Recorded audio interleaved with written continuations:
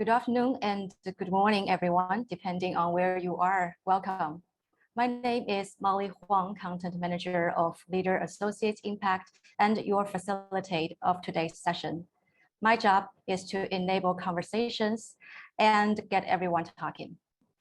To begin with, I'd like to briefly introduce who we are at Leader Associates, what we do on a daily basis, and what is this Impact series is all about as we are here. Leader Associates is an international clean energy event organizer covering solar, wind, energy storage, and hydrogen. We set sail in Perth of Australia in 2015 by hosting our very first Australia Solar Plus Energy Storage Congress. 6 years passed.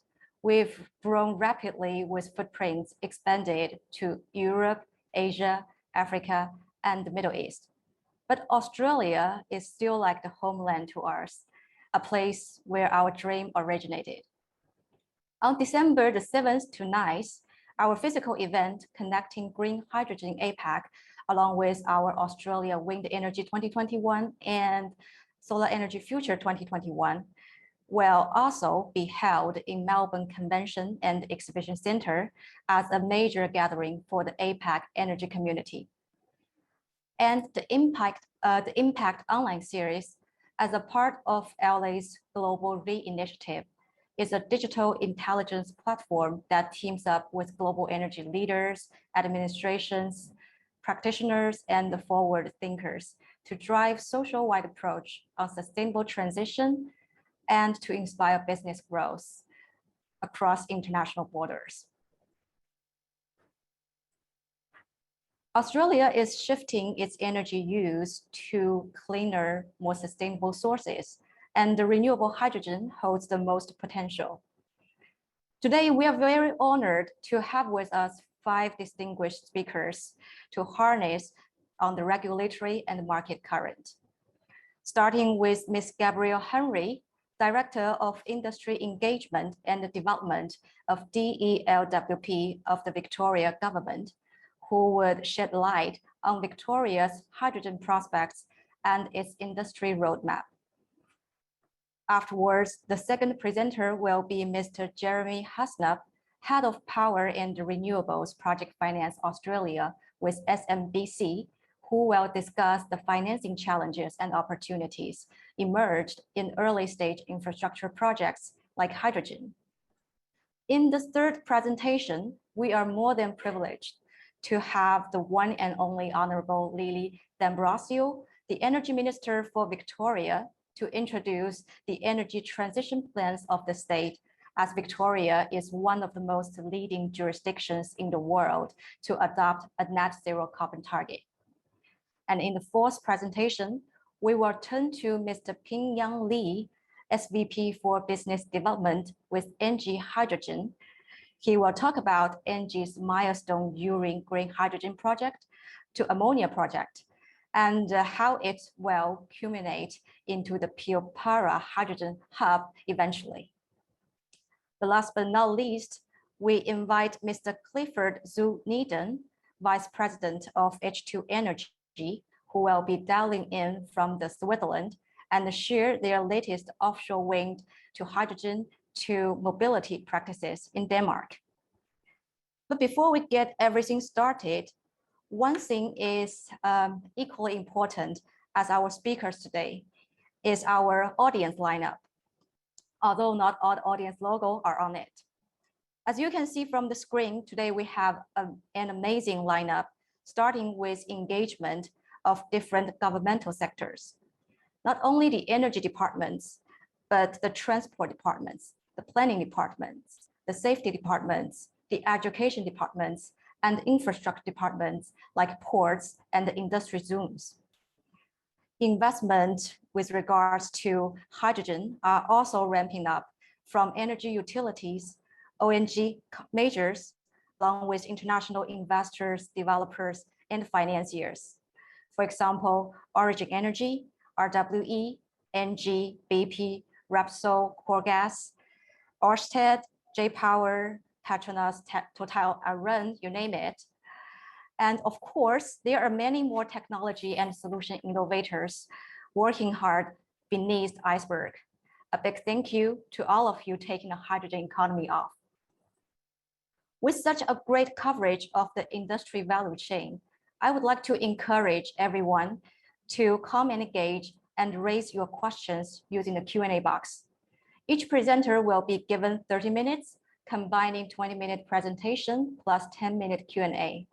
Please name yourself, your company, and which speaker do you want to raise questions to before sending them. And now, no more cliches, I'd like to turn the mic to our first presenter, Ms. Gabrielle Henry from DELWP.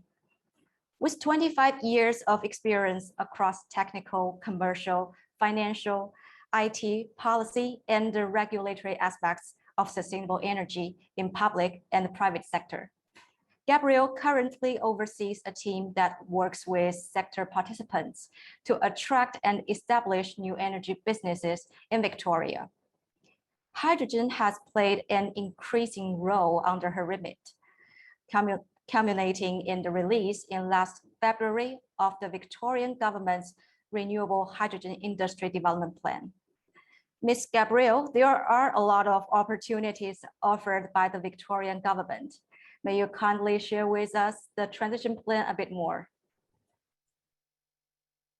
Thank you so much, Molly, for the warm introduction and for the opportunity to be here today.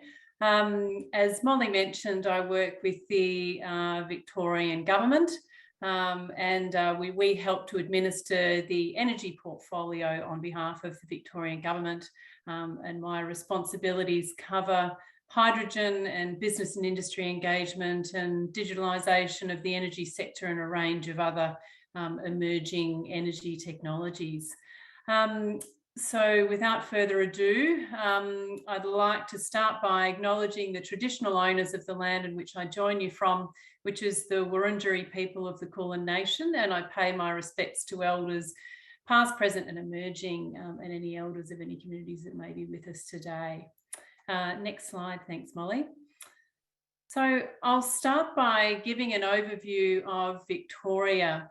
So our state is an internationally engaged economy with strong investment appeal and a global reputation for livability and world-class infrastructure. And with about 24% of Australia's gross domestic product, Victorian economy is larger than Singapore's, New Zealand's, and most Southeast Asian nations. Melbourne is also Australia's second largest city, and it's soon to be our biggest, overtaking Sydney in the coming years. Our state's competitive, low risk and transparent environment offers a strong regulatory environment with a robust and transparent legal system, competitive business costs and sophisticated financial services sector. We're also known for a highly skilled workforce with strong engineering and digital technology capabilities. Late last year, the Victorian government made the largest ever investment in clean energy of any Australian state government to date, with $1.6 billion in funding support to support the transition to a clean energy future. Some of the top announcements as part of this package, which we're currently in the process of implementing, include just under $800 million for household energy efficiency, $540 million to develop 6 renewable energy zones across the state, $191 million to expand the existing solar homes program, sort of putting in photovoltaics and coupled with batteries on household roofs, $108 million to develop next generation energy technologies in renewable hydrogen and offshore wind, and a range of other activities, including community energy, microgrids, neighbourhood batteries, and funding for a second renewable energy reverse auction. Next slide, thanks. So Victoria has legislated ambitious clean energy targets, and the transition to a cleaner energy future is well underway as we move towards 40% renewable energy by 2025 and 50% by 2030. And this will lead us to our legislated net zero emissions target by 2050. Our first renewable energy auction in 2017 is delivering over $1 billion in capital investment and has contributed to a 70% increase in renewable jobs in its first 2 years. And in addition to 1.4 gigawatts of utility scale wind and solar generation, the Victorian government has also supported investment and delivered targeted programs to support distributed solar and battery systems, electric vehicle charging infrastructure, utility scale energy storage, innovative microgrid demonstration projects, and a range of energy efficiency initiatives. And increasingly, we're working on renewable hydrogen. This has led to the development of the Victorian Renewable Hydrogen Industry Development Plan, which was released in February this year. Next slide, thanks. The Victorian government defines renewable hydrogen as hydrogen produced from entirely renewable sources, and this usually means using renewable energy such as solar or wind to separate water into hydrogen and oxygen through a process called electrolysis. You can also produce hydrogen from non-renewable sources, but our focus here is renewable hydrogen and what I'm going to be talking about today. Renewable hydrogen offers enormous potential as a clean, reliable and safe alternative to natural gas, transport fuel and industries that are difficult to electrify. And the Victorian government is supporting activities across the sector that will address challenges to widespread uptake, such as the cost of renewable hydrogen generation and transporting and storing it efficiently. Next slide, thanks. So our government has a vision for renewable hydrogen to be part of our clean economy and the transition to a net zero emissions future. And as you're no doubt aware, renewable hydrogen offers enormous potential as a clean and reliable alternative to natural gas, transport fuels and industrial feedstocks, among others, and it could fuel the next phase of the global transition to clean energy. We believe that Victoria has many distinct advantages in developing a thriving renewable hydrogen economy, and that's thanks to our extensive existing natural gas reticulated networks, our highly skilled gas and energy workforce, renewable energy resources distributed across the state, especially solar and wind energy, our world-class education and research institutions, including a number of world-class universities, our connected transport networks, including being connected into Australia's busiest container port in Melbourne, and the road and rail networks that connect to other regions and other states. And we've also got export-ready infrastructure, including a number of deep water ports spread along our southern coastline.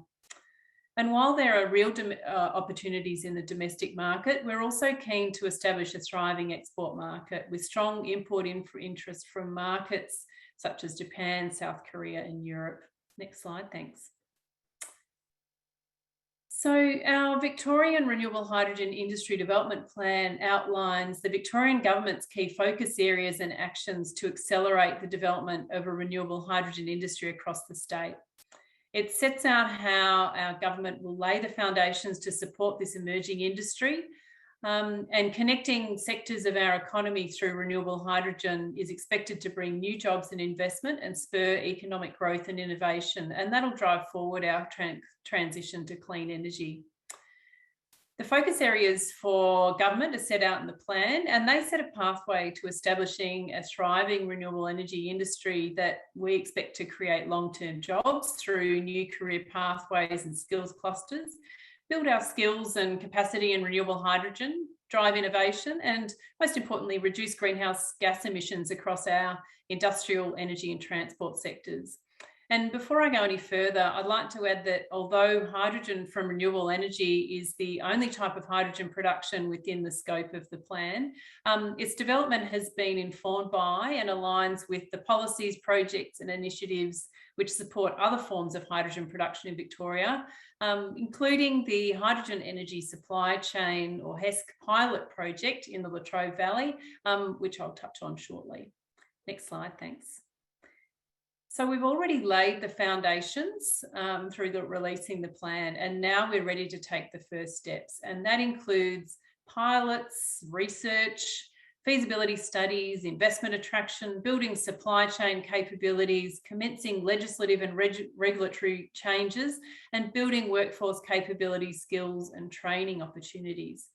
It's a pretty full agenda, and we want to see the clean energy sector grow and strengthen, to see these new skills and technologies tested and expanded, and connections made between the physical infrastructure, skills and energy resources, and eventually achieve a thriving hydrogen economy. Next slide.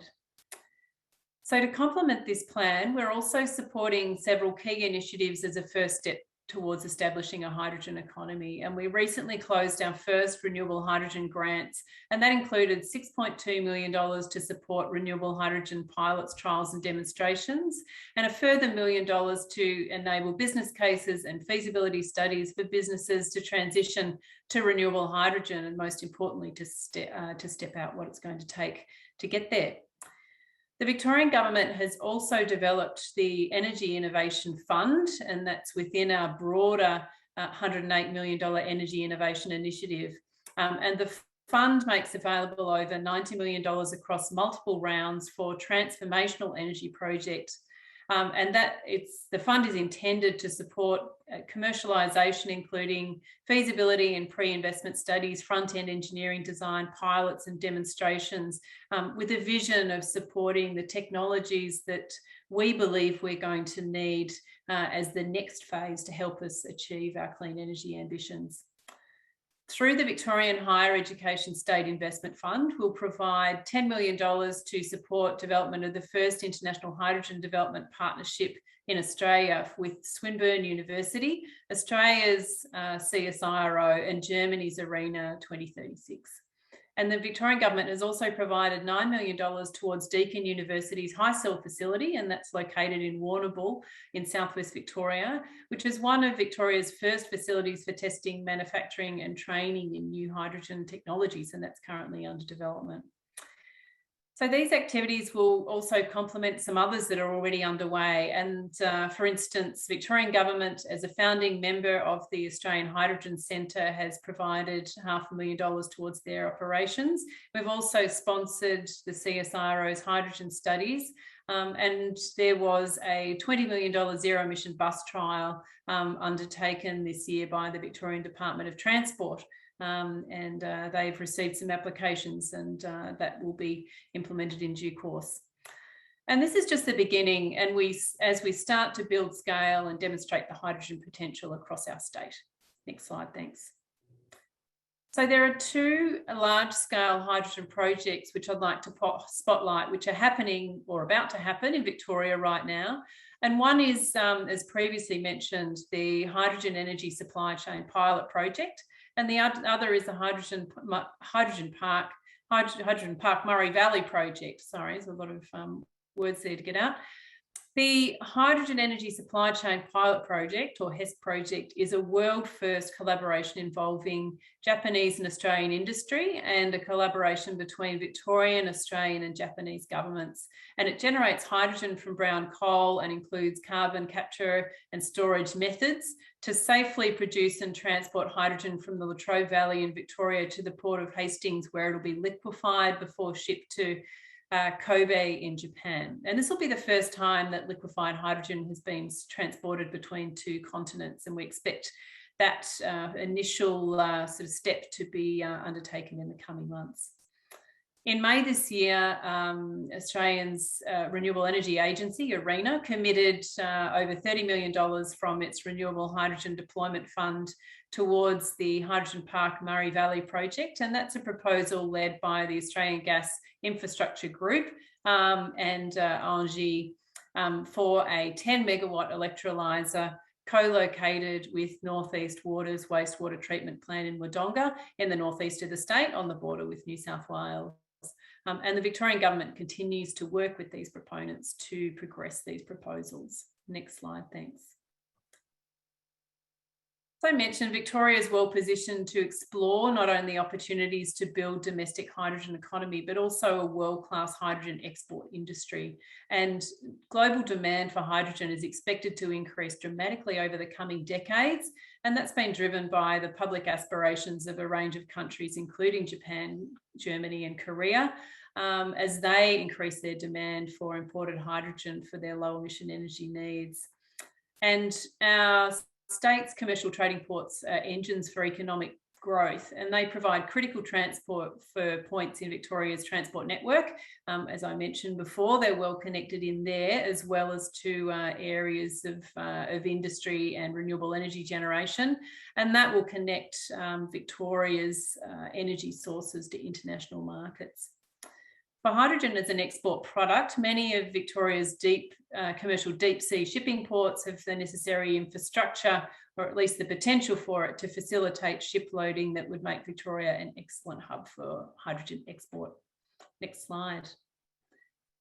Central to our approach is Victoria having all the right elements for establishing a renewable hydrogen economy, and we've got 6 renewable energy zones with varied resources and infrastructure relevant to renewable hydrogen generation and use. And these include wind and solar energy, transport networks, gas and electricity transmission lines, and deep water ports. And the strengths of each region complement activities across the hydrogen value chain, and together create a strong ecosystem for hydrogen project development and investment attraction. And we need all our regions activated to make Victoria a global player in clean energy. Next slide, thanks. We also want to support collaboration across the hydrogen supply chain, and that's why we've co-funded, along with the National Energy Resource Australia, or NERA, their regional hydrogen technology clusters in Victoria.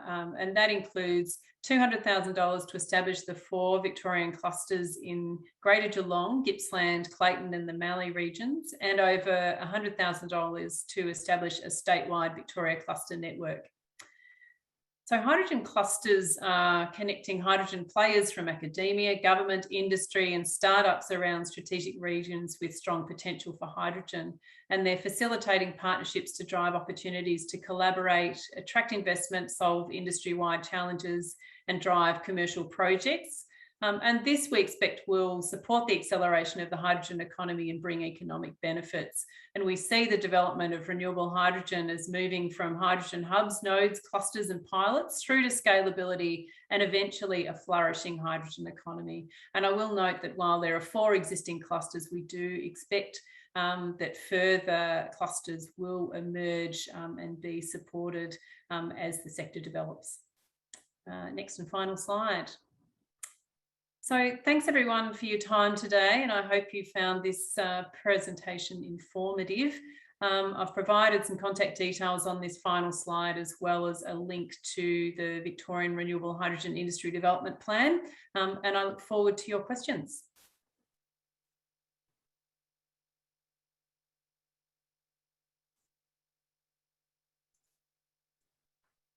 Hi, Gabrielle.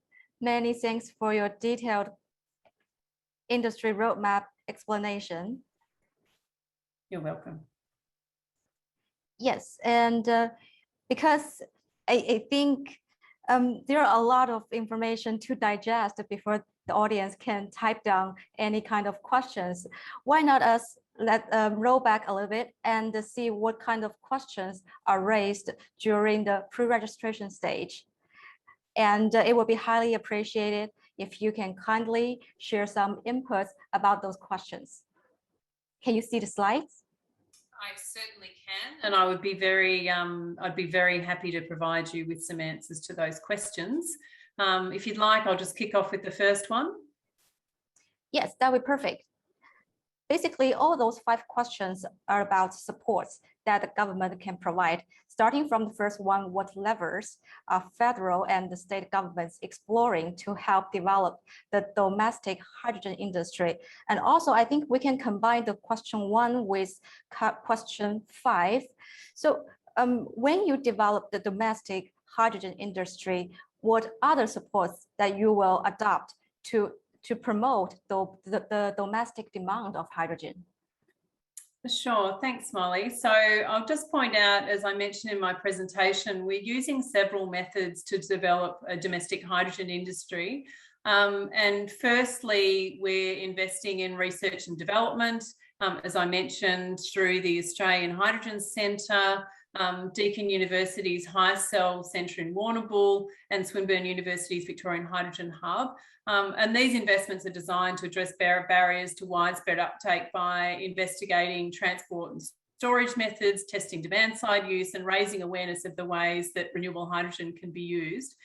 Secondly, we're providing grants to assist businesses to transition to renewable hydrogen. As I mentioned, we've had some grants that recently closed for applications, and they've been targeted to early stage development, such as business cases and feasibility studies. So most importantly, there's a number of areas where hydrogen can be used, and we really need to support businesses to understand what that future might look like. Obviously, there's a lot of uncertainty at the moment, and really providing some funding support to be able to explore those opportunities.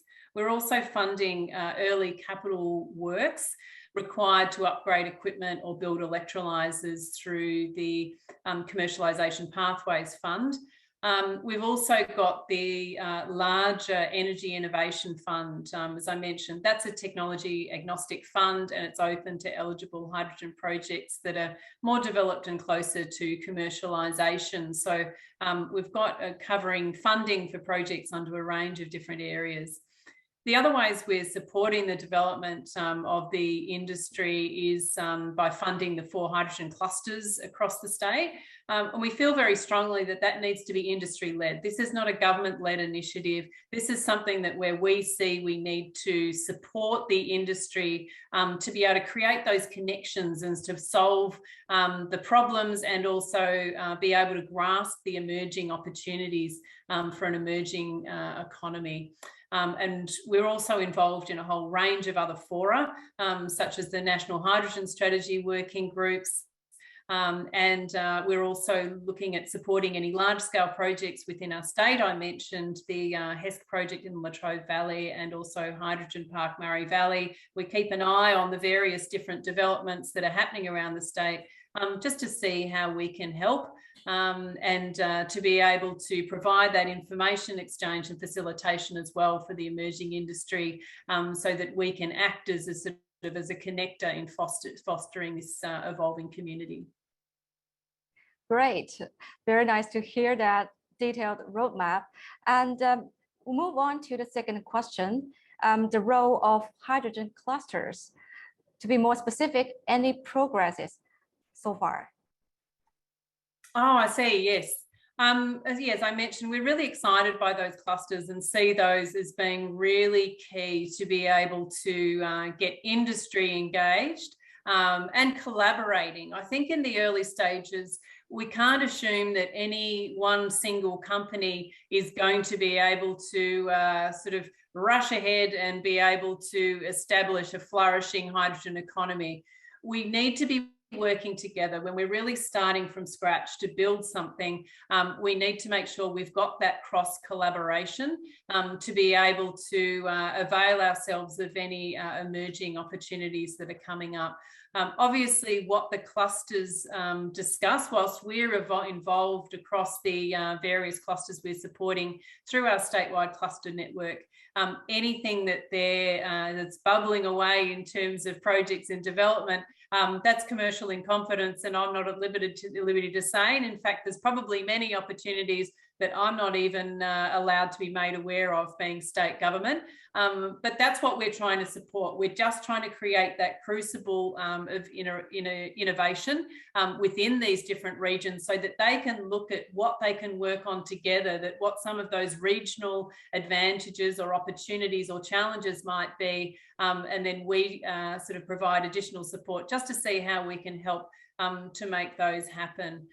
So we're trying to encourage that collaboration across and between the regions to support alignment with Victoria's hydrogen vision. Yes, perfect. And the third question seems to be a very general one to touch on, from the use of hydrogen to blending into the gas pipelines, exporting, etc. I find one question in the Q&A box really resonates, this one. And from Miro Mars, and hope to have Gabrielle's answer. What's the plan to export hydrogen from Victoria? What type of transportation to overseas? I think it is an interesting question, and I think we're looking right across the scale. Obviously, we've got export with our sites. We've made some early investments in the state with the hydrogen energy supply chain pilot project in the Latrobe Valley. And that, as I mentioned, that's liquefying hydrogen produced from brown coal with carbon sequestration for shipping to Kobe in Japan. Now that will take a sort of a little while to sort of prove that context, but in the meanwhile, we're not waiting to have the final evaluation on that. We're also looking at the potential, as I mentioned, there's a number of deep water ports across the state and the potential to be generating hydrogen from renewable sources with the potential to export from different areas across our southern coastline. In terms of picking any winners when it comes to how we get that hydrogen exported overseas, obviously we're aware that there's through the hydrogen energy supply chain project, they're looking to liquefy the hydrogen to export it, but there's also the possibility of turning hydrogen into ammonia, and that's a tried and trusted way of shipping to international markets.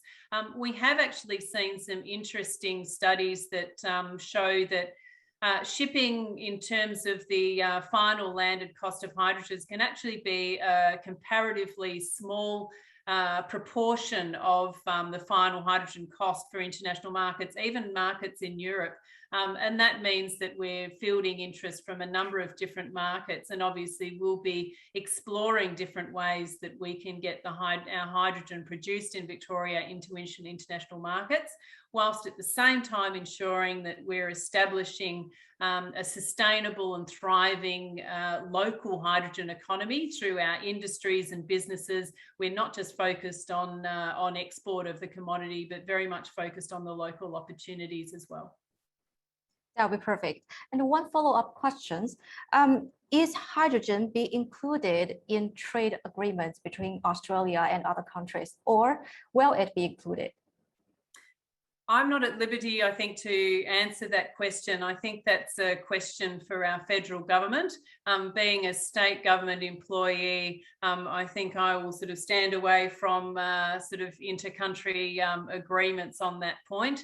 But I am aware that hydrogen is very much high on the radar of our national government's priorities, and I'm sure that they will be dealing with it appropriately. That's a very good answer. And let's move on to the fourth question. What is it expected for green hydrogen to be produced on a commercial scale at a competitive price? It's about economics. Yeah, sure. So the Commonwealth Government has set a goal of H2 under $2, and that goal in their technology investment roadmap they see as the point at which clean hydrogen will become competitive with other fuel sources. When we have to keep in mind that hydrogen is expected to be competitive at different prices depending on the end use. For instance, one of the early opportunities looks likely to be liquid fuel replacement for heavy vehicle applications, and that's identified in a number of publications, including the National Hydrogen Strategy. And there may be other drivers such as security of supply that should be taken into consideration if we're looking to see if hydrogen is competitive per se. And we see that according to research conducted by ARENA, that demand for hydrogen exported from Australia could be over 3 million tonnes each year by 2040, and that could be worth up to 10 billion each year to the economy by that time. In terms of what happens sort of between now and then, we've seen in recent years just how quickly large-scale solar energy has plummeted down the cost curve in our state. And I think any analyst has been surprised by the speed at which the price of generating energy from large-scale solar has reduced within that time frame. And we could expect something similar to happen with renewable hydrogen production, in that we might see it be becoming to cost parity with other energy sources in a shorter time than we realise. But it's a difficult question to answer depending on the sector, whether you're talking at domestic gas use, for industrial purposes, whether you're using it for heat as a feedstock, for energy generation, as an energy storage medium, as a replacement for liquid fuels in the transport sector, and so on and so on. I hope that gives some kind of clarity as to some of the potential and some of the complexities when it comes to answering that question. Yeah, that depends on a lot of situations and would require a detailed explanation on that. I think we still have one following questions in the Q&A box with regards to the export of hydrogen with LOHC type. I'm not quite an expert on that part. Gabrielle, would you like to take the question? I'm not quite an expert on that one either. I'm not quite sure. Yes, I'm not sure whether that's quite a question for me, but I'd be happy to take it on notice. Okay, and I think we can leave this question to the following speakers. And thank you very much, Gabrielle, for all your presentation. It's very inspiring. Thank you so much, Molly, for the opportunity. It's been a pleasure. Thank you. And now let's welcome our second presenter of today, Mr. Jeremy Hasnip, Head of Power and Renewables for SMBC in Australia. Jeremy has over 25 years of experience in the power and investment banking sector. He has worked on a large number of completed transactions, including over 25 renewable energy projects, totaling more than 5,000 megawatts. Jeremy has extensive experience in mergers and acquisitions, greenfield project development, corporate and project finance, as well as financial advisory in the power and the natural resources sectors. Also, worth noting that SMBC is one of the world's largest bank and a global leader in project finance. Over the last few years, the bank has established a leading market position in financing renewable energy projects, funding around $11 billion in nearly more than 150 projects over the last 3 years. Jeremy, can I have your mic on and fire up your presentation?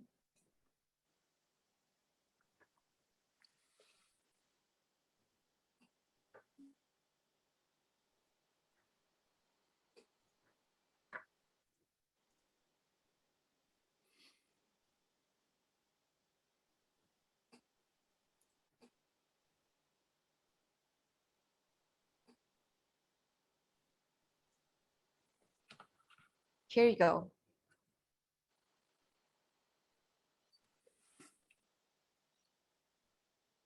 Okay, thanks, Molly. Can you hear me?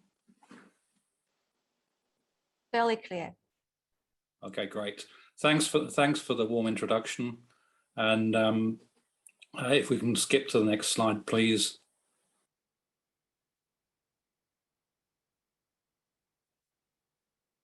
We're a bank, so everything we put out has a disclaimer. So when the materials come out afterwards, you can read that at your own pace. Next slide, please.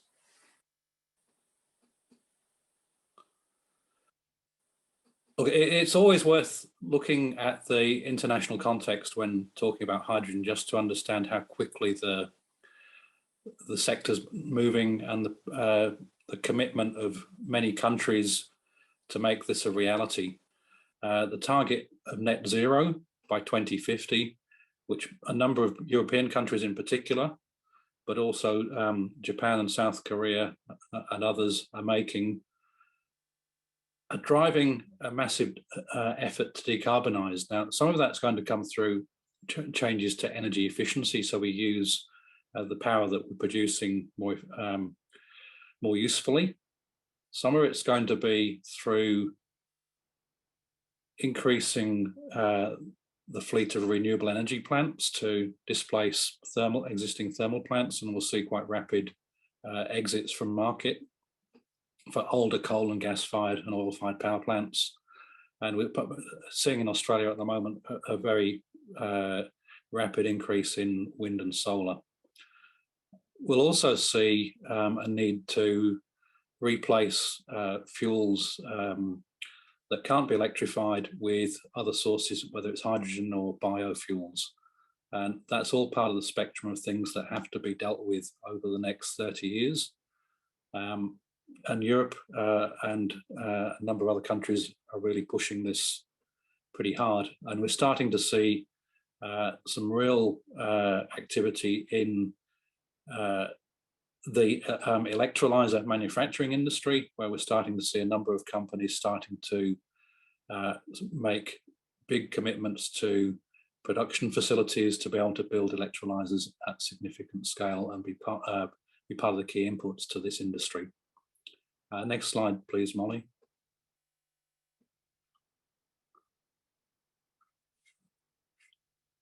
So we can see changing from consumer use, industry use, transport use. We're going to see a step up in electrification, and we're probably going to see a similar amount of the heavy lifting needed to be done by hydrogen, methanol, biofuels, and we'll increasingly see carbon offsets still be part of the overall picture, which allows a little bit of fossil fuels to be used for the things that are almost impossible to decarbonize. So that's a 30-year journey. Next slide, please. And Japan's a very organized country, and they've got this plan to develop 14 key industry sectors, and you'll see many of these touch themes you'll hear about around the hydrogen debate, whether it's hydrogen for power generation or fuel ammonia to be able to burn in turbines or boilers. One level, obviously an interest in nuclear power and offshore wind as well to supplement that energy production, but we're also seeing a focus on the shipping industry to be able to have hydrogen or ammonia fuel cell ships, electric ships as well, which might be more appropriate for shorter distance things like coastal ferries. Also seeing a big focus on transportation, and whether it's rail, road, and also we're starting to see a focus on can we decarbonize the aviation industry. And there's also focus on how we can reduce the carbon footprint from the residential and housing sectors. So that's a significant roadmap to achieve that zero net carbon by 2050 in Japan, and a lot of that's obviously going to touch on this debate today around hydrogen playing a big part in that future industry. Next slide, please. So we can see a fairly rapid rollout of a number of significant demonstration and pilot projects in Japan. There's about 14 on this picture, and we're seeing a similar initiative starting in Australia through the ARENA grant awards that have been made in the last few months to facilitate demonstration scale projects, and hopefully further funding rounds that will be able to support further scale up of those projects from the 1 to 10 megawatts up to the 10 to 100 and potentially beyond. Next slide, please. Japan's got its own hydrogen association, which is, I guess, similar in nature to the Australian one. It's got a purpose to be a cross-industry collaboration to be able to improve the entire supply chain and create a significant hydrogen society within Japan. And it's drawn its management board from across industry, including traditional oil and gas companies, Iwatani and ENEOS, original equipment manufacturers like Kawasaki Heavy, electric utilities, steel and motors, motor industry, and our holding company, Sumitomo Mitsui Financial Group, is part of that management board too. So it's something that's getting attention around executive management in Tokyo, that the bank is going to play a role in the hydrogen sector in Japan, but also more globally. Next slide, please. And that step was actually taken a little earlier than that. That was back in September 2018, when the bank joined the Global Hydrogen Council that had only been established in January 17.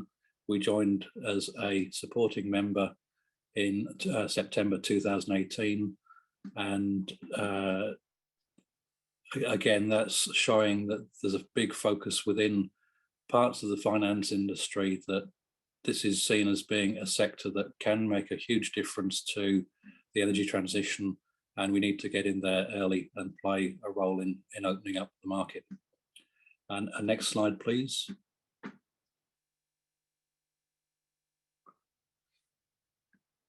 So it's early days in a new industry. What's making it something that's going to be attractive to financiers? And we heard from the previous presenter, and we'll hear from the Minister up next, that supportive government policies are key to getting the industry off the ground. Having a vision that's significant is one thing, but creating policy frameworks and roadmaps will actually help people along that journey. Having hard targets like net zero is a significant goal, and it does need big projects to make that happen.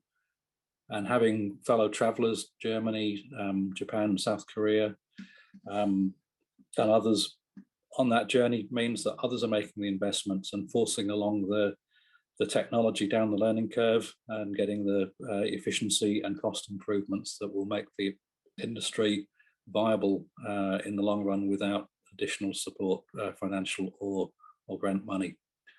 And getting through that initial industry development and being able to stand on a true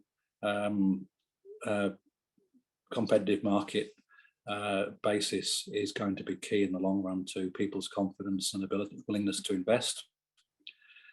We're seeing also a lot of our customers making investments in the sector, whether it's in setting up development teams, getting early stage development projects up and running.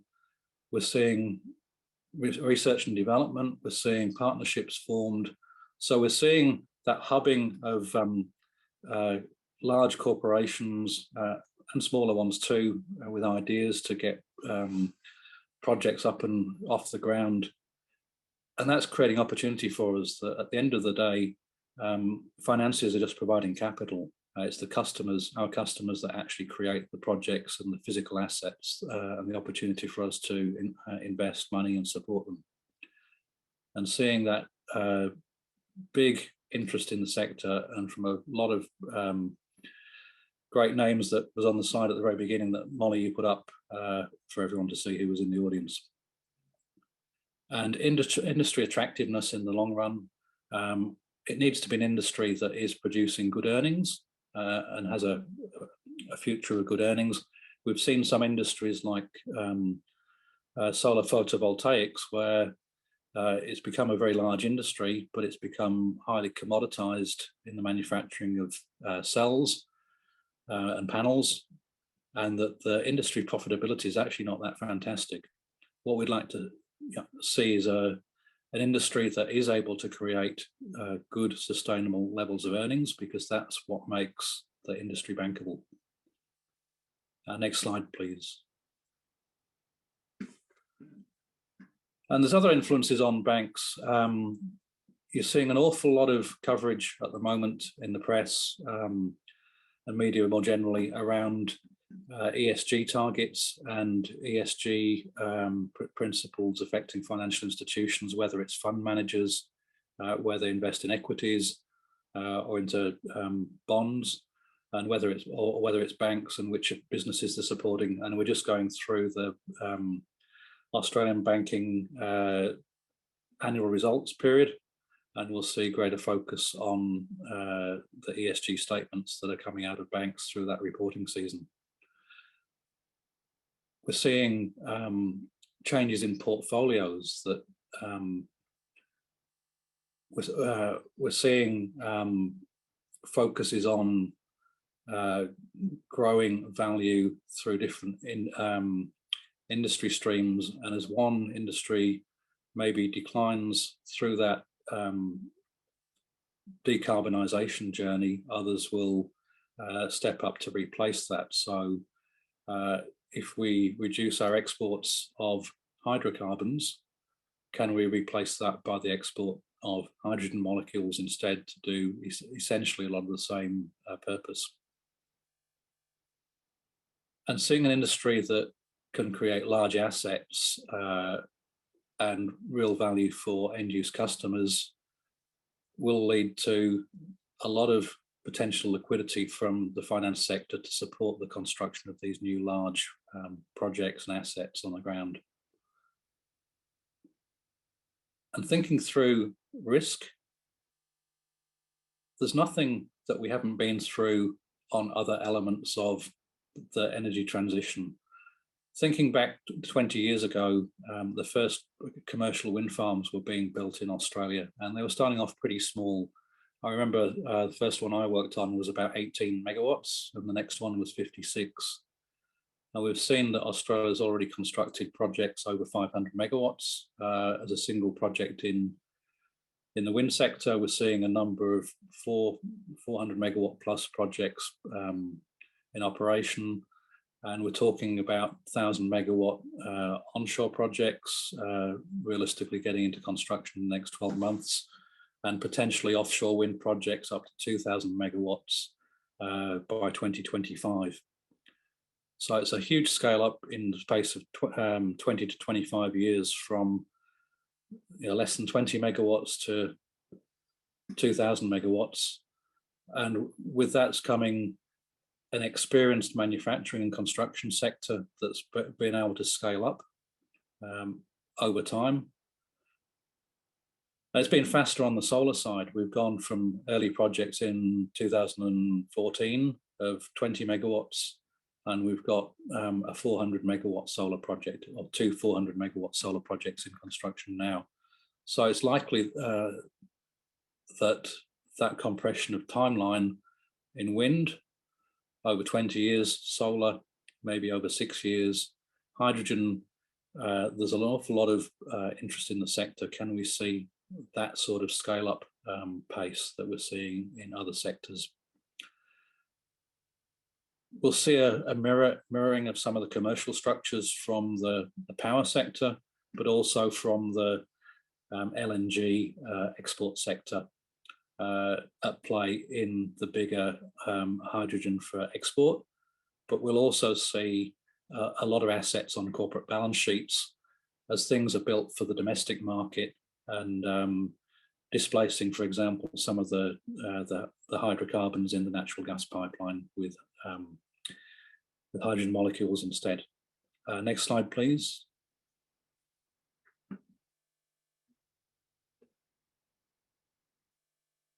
So the key things when building new large assets is making sure there's a very clear planning framework set by government and regulators, and that the engineering standards are very clearly understood. The things that tend to go wrong is when you haven't got all your permits or authorizations before you start construction. And we're seeing that at the moment. The risk in the renewable sector, that's the biggest one at the moment, is getting your registration to generate, which you can't get before you start building. And we're seeing projects being delayed by up to 2 years in getting that final authorization to be able to start their generation. And that's a huge cost to a project, and something we really don't want to see happening at all. And hopefully the electricity sector can get its act in order and improve that registration process, but it's something we need to bear in mind when looking at a new sector. Construction, it comes down to having strong contractors with the right skills and motivation for them want to invest resources in supporting a new sector being built up. Investment in project management to be able to manage large complex projects, and for owners and for financiers to get expert engineering advice, and that build up of expertise in the consulting engineering industry is going to be a key.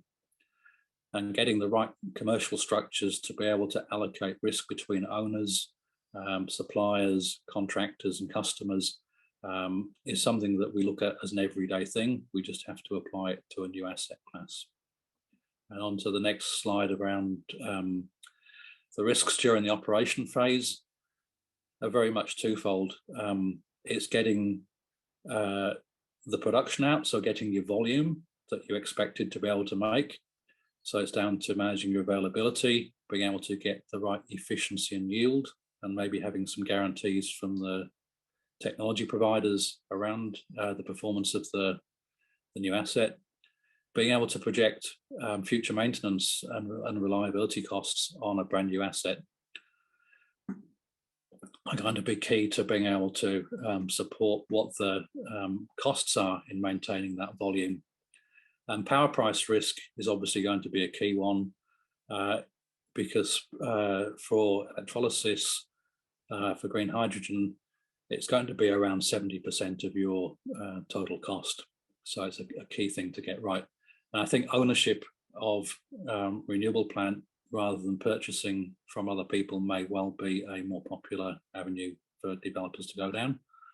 And then on the sales side, it's being able to find customers that can make long-term commitments to purchase that and make corresponding investments in their own infrastructure to be able to receive the gas, to be able to transport the gas, and what the arrangements are around resale of that gas during the initial sales period. And we'll have to deal with getting the physical dispatchability right around outages, whether it's at customer facilities or production facilities, around force majeure events and things that may go wrong in the real world. And next slide, please. And from a financing perspective, the key thing is going to be trying to attract money from adjacent sectors. So things that are adjacent are going to be power, utilities, natural resources in the processing sense, and the shipping industry. And being able to get motivated financiers from those sectors, as well as being able to access government grants and funding in the early stages, and moving over time through being able to access export credit finance, particularly on larger projects, to be able to provide a significant portion of the capital stack. And there's always going to be an argument to leverage national interest, that when you're putting a bank syndicate together, you're looking for which names in the transaction, whether it's the customer for the commodity can bring its own attract finances because they're involved, or whether it's the manufacturer of the plant can bring banks from their home country or continent that would typically support projects they're involved in. So it's about getting liquidity to be able to bring the project to fruition. So I'll pause there and take questions.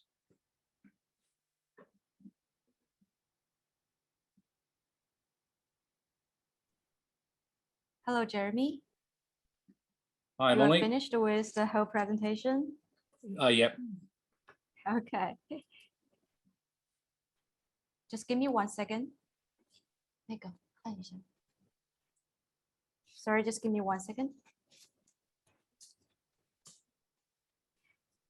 Yes, I just went through the Q&A box and our pre-registered questions. There are a ton of them, which require plenty of time to elaborate on that. And because our next speaker, the Minister D'Ambrosio, will have a very tight schedule, is it possible that I have your support in moving the questions for about 20 minutes later, so we can accommodate Minister D'Ambrosio's presentation first? Yeah, that's fantastic. Yeah, I can do that. Perfect. And Minister D'Ambrosio, can you hear me good right now? Yes, I can. Thank you. Okay, that would be perfect. First of all, please allow me a few minutes to introduce our keynote speakers today. Minister D'Ambrosio is a member of the Australian Labor Party and has represented the electorate of Milk Park in the Victorian Legislative Assembly since 2002. In 2016, she became Minister for Energy, Environment and Climate Change and Minister for Suburban Development. On the recent return of the Andrews Labour government, she was appointed as Minister for Energy, Environment and Climate Change and Minister for Solar Homes. Minister D'Ambrosio is a leader in action on climate change, renewable energy and energy efficiency in Australia. She oversees the passage of the Climate Change Act, which is Victoria's landmark climate legislation, which saw it become the first Australian state to legislate in line with the Paris Agreement for net zero carbon by 2050. She is a leading advocate for a modernized Australian energy system that facilitates a smooth transition into a clean, reliable, and affordable energy future. If I may, Minister D'Ambrosio, the floor is yours. Thank you very much, and good afternoon to all of you. I'm delighted to be here and thank you for the invitation. I'd like to begin formally by acknowledging the traditional owners of the land on which I am situated, and that is the land of the Wurundjeri people. My respects go to all elders, past, present, and emerging, and any who may be here amongst us today, including traditional owners of other lands from which many of you may already be situated. I'm absolutely delighted to be able to share the story, if you like, of Victoria's transition in terms of renewable energy. And we've seen Victoria very much establish itself as a leader both nationally and globally in the development of clean energy and increasingly in renewable hydrogen. And that certainly is the next big step development that is trying to be unlocked across the globe. And certainly here in Victoria, we are up for that challenge equally. We've seen the share of renewable energy in Victoria increase from around 10% of our generation mix at the end of 2014 to nearly 30% of our generation mix in the first half of this year. That's a phenomenal jump from where we started. This is due in large part to the depth and maturity of our renewable energy and climate change policies. Certainty, consistency, backed with a very strong vision and ambition for change. Through our nation-leading Climate Change Act, we were one of the first jurisdictions globally and of course in Australia to legislate net zero emissions by 2050. And earlier this year, I was very proud to have released our climate change strategy, which included our target to halve emissions by 2030. This strategy represents a fork in the road for our state, putting forward real ambition, respecting the goals of the Paris Agreement and embracing the opportunities of a low carbon future right across our economy. Our target maintains Victoria's position as the climate leader in Australia. It is well ahead of the targets set by New South Wales and Queensland, and will see Victoria deliver the most rapid reduction in emissions of any major state in the country. Our target also confirms our position among leading jurisdictions worldwide, such as the United States and the European Union. And of course, our 2030 target is almost double the inadequate Australian government target. We've also set an ambitious target to source 50% of our electricity from renewable sources by 2030. And we've already smashed our target of 25% renewables last year, which was one of our targets. Now, I'm proud to say that between June 2019 and December 2020, just in those 18 months, Victoria connected 1.6 gigawatts of large-scale renewables, more than in any other state in the country. By building so many new renewable projects, we've created an incredible number of jobs, with Victoria now home to more jobs in renewables than any other state. And we're driving the crucial investment needed to achieve our renewable energy targets. I was very pleased to have recently announced a second reverse auction to bring online at least 600 megawatts of new capacity. This is on top of the 928 megawatts supported by the first Victorian renewable energy target auction. This new 600 megawatts of capacity will represent a major milestone in our commitment to power 100% of Victorian government operations with renewable electricity by 2025. We will be the only state jurisdiction, the only jurisdiction in the country to have that commitment and to deliver on that commitment by 2025. So this will include all schools, hospitals, government buildings, Melbourne's entire train and tram network, for example, will all be functioning on 100% clean renewable electricity. So this leadership is not only delivering jobs and cheaper, cleaner energy for Victorians, it's made Victoria into a global destination for clean energy investment and cemented our ongoing position as Australia's leading jurisdiction on climate action. I'd now like to turn my focus to renewable hydrogen, which we expect will play an important role in Victoria's clean energy story. Nationally, we anticipate that the hydrogen sector will create 7,600 jobs and add around $11 billion annually to Australia's economy. And Victoria is at the forefront of seizing that opportunity.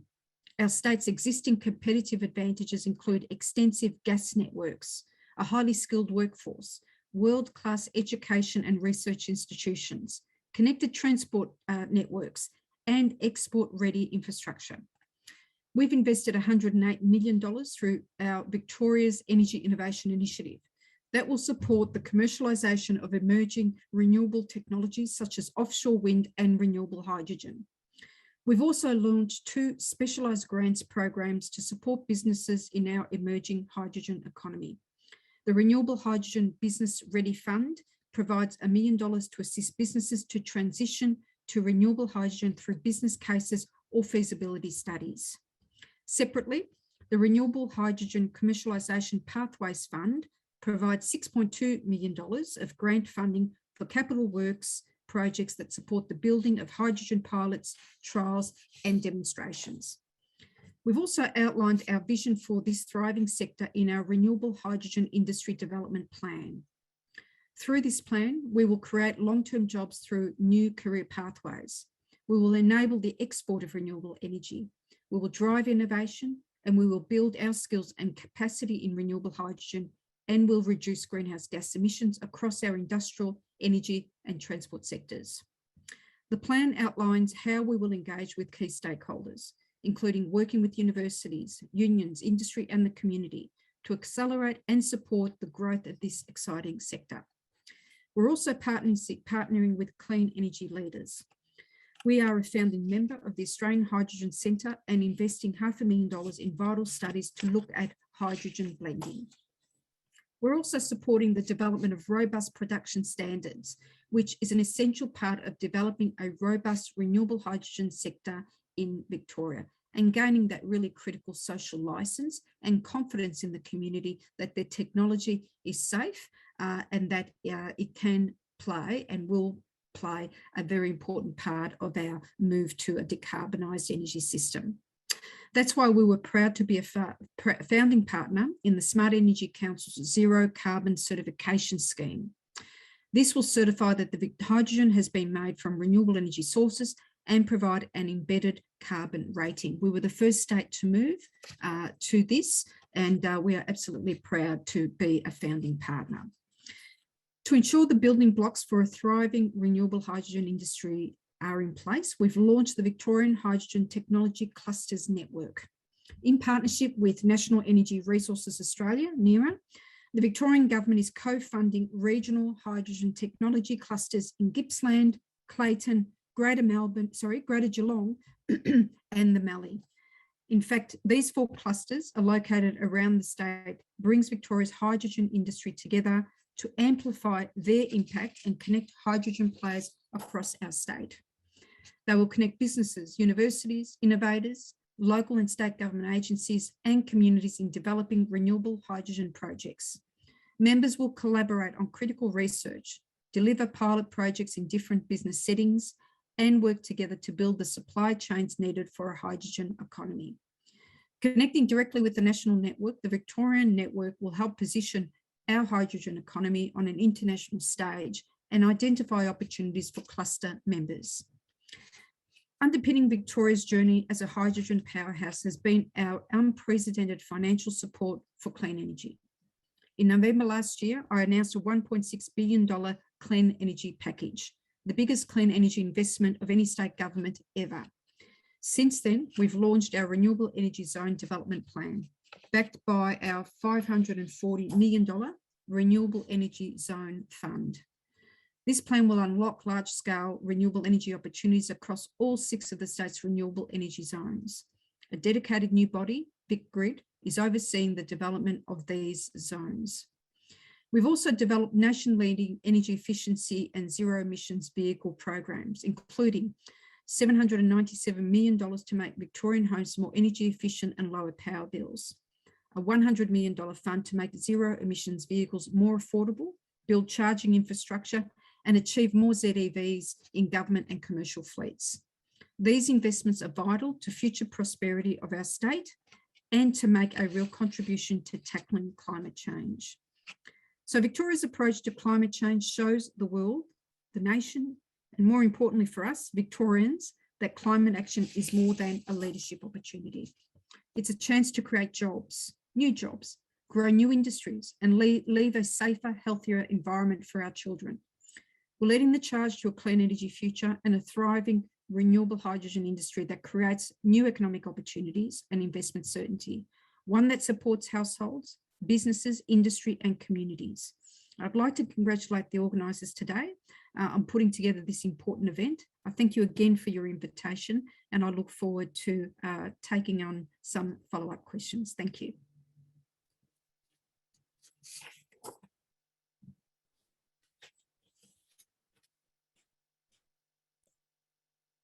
Thank you so much, Minister D'Ambrosio. I really appreciate the time and your talk. It's very informative and inspiring. So Victoria is clearly the most advanced states in terms of low carbon delivery and the supporting state programs. Before we take on some field questions, may you kindly go through with me some of the industry voice in response to your governmental outlines. We have collected some of the questions during the pre-registration.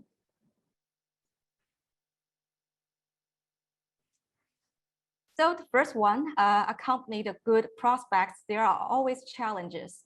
What is the biggest constraint in your mind to fulfill the government ambition towards Victoria's low carbon delivery? Well, thank you for that question. It's always an important question. Let me be really absolutely clear. The targets that we've set for 2030, that is to reduce our emissions by half, is one that we have set for ourselves as a state, and we are delivering a clear plan to be able to get us there. What we can only imagine how much further we could all go as a country if we had a federal government that not only accepted the science of climate change, but accepted their absolute responsibility to show leadership for the country in terms of setting about some strong ambition when it comes to reducing carbon from our country. So certainly there have been many attempts, certainly over a number of years, for the Commonwealth Government to agree on a decision and a pathway to decarbonising our economy here in Australia. Unfortunately, every attempt that has been made has failed, and we've seen too many of those failures. We understand that when the Commonwealth Renewable Energy Target expired in 2020, because the Commonwealth did not want to continue that program, we saw a 60% fall in renewables investment across 2019. That is not a recipe for change. That is not a recipe that is sustainable. And so our government was very clear in terms of our agenda. So I will continue to engage at a national level. The state will continue to engage at a national level in the hope that we can achieve the ambition that we need and the certainty that we need for a low carbon future. At the same time, though, we will continue to drive the degree of ambition that we have through our own policies and support, financial support, because we know that there is no time to be wasted. Yes, and all of the good ambitions can only be achieved through international collaborations. And I would like to take this opportunity to call for all the international players to engage and bring more investments in Victoria.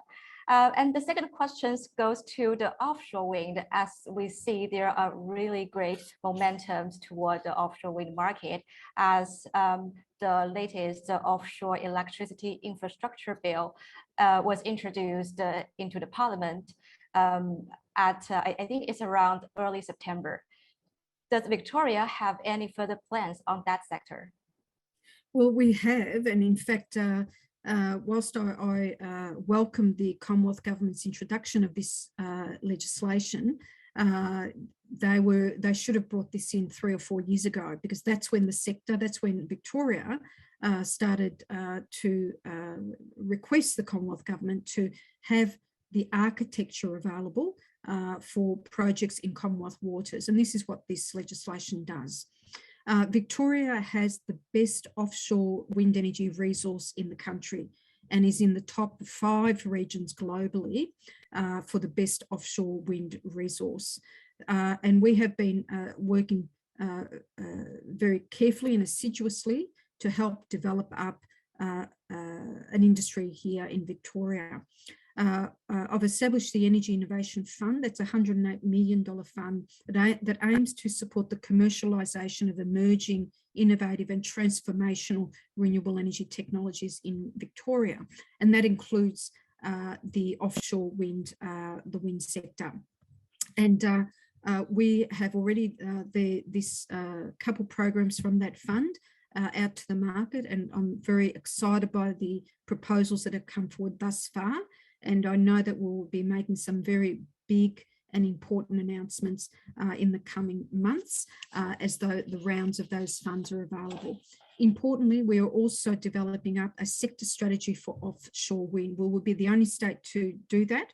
And once that is finalised, we plan as a state to engage with relevant communities and industry stakeholders to gather feedback on the key findings of this work.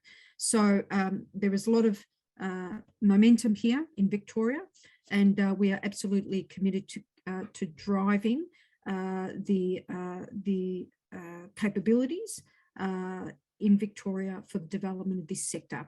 And hopefully we'll be able to say more positive things about this in the coming months. Yes, Victoria does not only have abundant offshore wind resources, but you also have a significant amount of deep water ports, which can facilitate the further development of offshore wind supply chain in this region. I believe there are a lot to expect for Victoria's offshore wind development in the coming future. And let's move to the third question, the economics of hydrogen projects compared with renewable project to grid. There are a lot of discussions about choosing the right technology to the state. From your opinion, how would you see this kind of questions or this kind of debates? Well, what's really critical here is to understand that these technologies are complementary. It is not one or the other. Now, we know that solar and wind were once emerging technologies, like hydrogen is now. And we've seen, of course, that wind and solar have now become mainstream substitutes, if you like, for fossil fuel electricity generation, as an example, or a way of describing where we are now. Hydrogen is the next big opportunity and technology that we need to understand better, and we need to support to see what role it can play across the market as we journey along the decarbonisation route, if you like. Now, will hydrogen be suitable as a home heating replacement for natural gas, for example? Will it potentially be a replacement for long haul transport, for shipping, as aviation fuel? These are all the critical things that governments need to understand, and to support the ongoing development of hydrogen technology for us to then understand where is its likely home going to be, what is its most use going to be, and that is really critical. And that's why we've been very engaged with many institutes in Victoria to develop up the technologies. We have, as I mentioned, the 4 Victorian renewable hydrogen technology clusters. We've also supported Swinburne University's Victorian Hydrogen Hub. We've supported the Deakin University's High Cell Technology Hub, and many others signing up to the Future Energy Export CRC. So we cannot afford to make decisions right now about whether a technology is going to work or not, and what is its most useful application going to be. But what we do need to do is support the many options that are available and help to develop further the research and technology. One lesson is very clear in terms of emerging energy technologies. The technologies can develop very rapidly. The commercialization of technologies can develop very quickly. We saw that with wind and solar. I don't think anyone 10 years ago would have predicted that we would now be at the point where we are in the transformation of the electricity system with solar and wind, but we are here, and we have to be ready. We have to be opportunistic, and we have to lend support to the market and to developers, researchers, to be able to explore further the application of these technologies. For us to do that, and to do that early on, means that we can better manage the transition and better capture the skills development, the jobs creation, the investment dollars that exist globally now, billions of dollars looking for places to invest, and Victoria will absolutely be at the forefront of that as far as Australia is concerned. Yes, perfect. And we've been talking about the production side of hydrogen. How about the demand side? As you can see, the question 4 it actually has been touched a bit by Gabrielle before with regards to the government promotion on demand side management to promote the hydrogen. For domestic, there are a lot of detailed plans, but for international collaboration or the international promotion of hydrogen, any ideas from your side?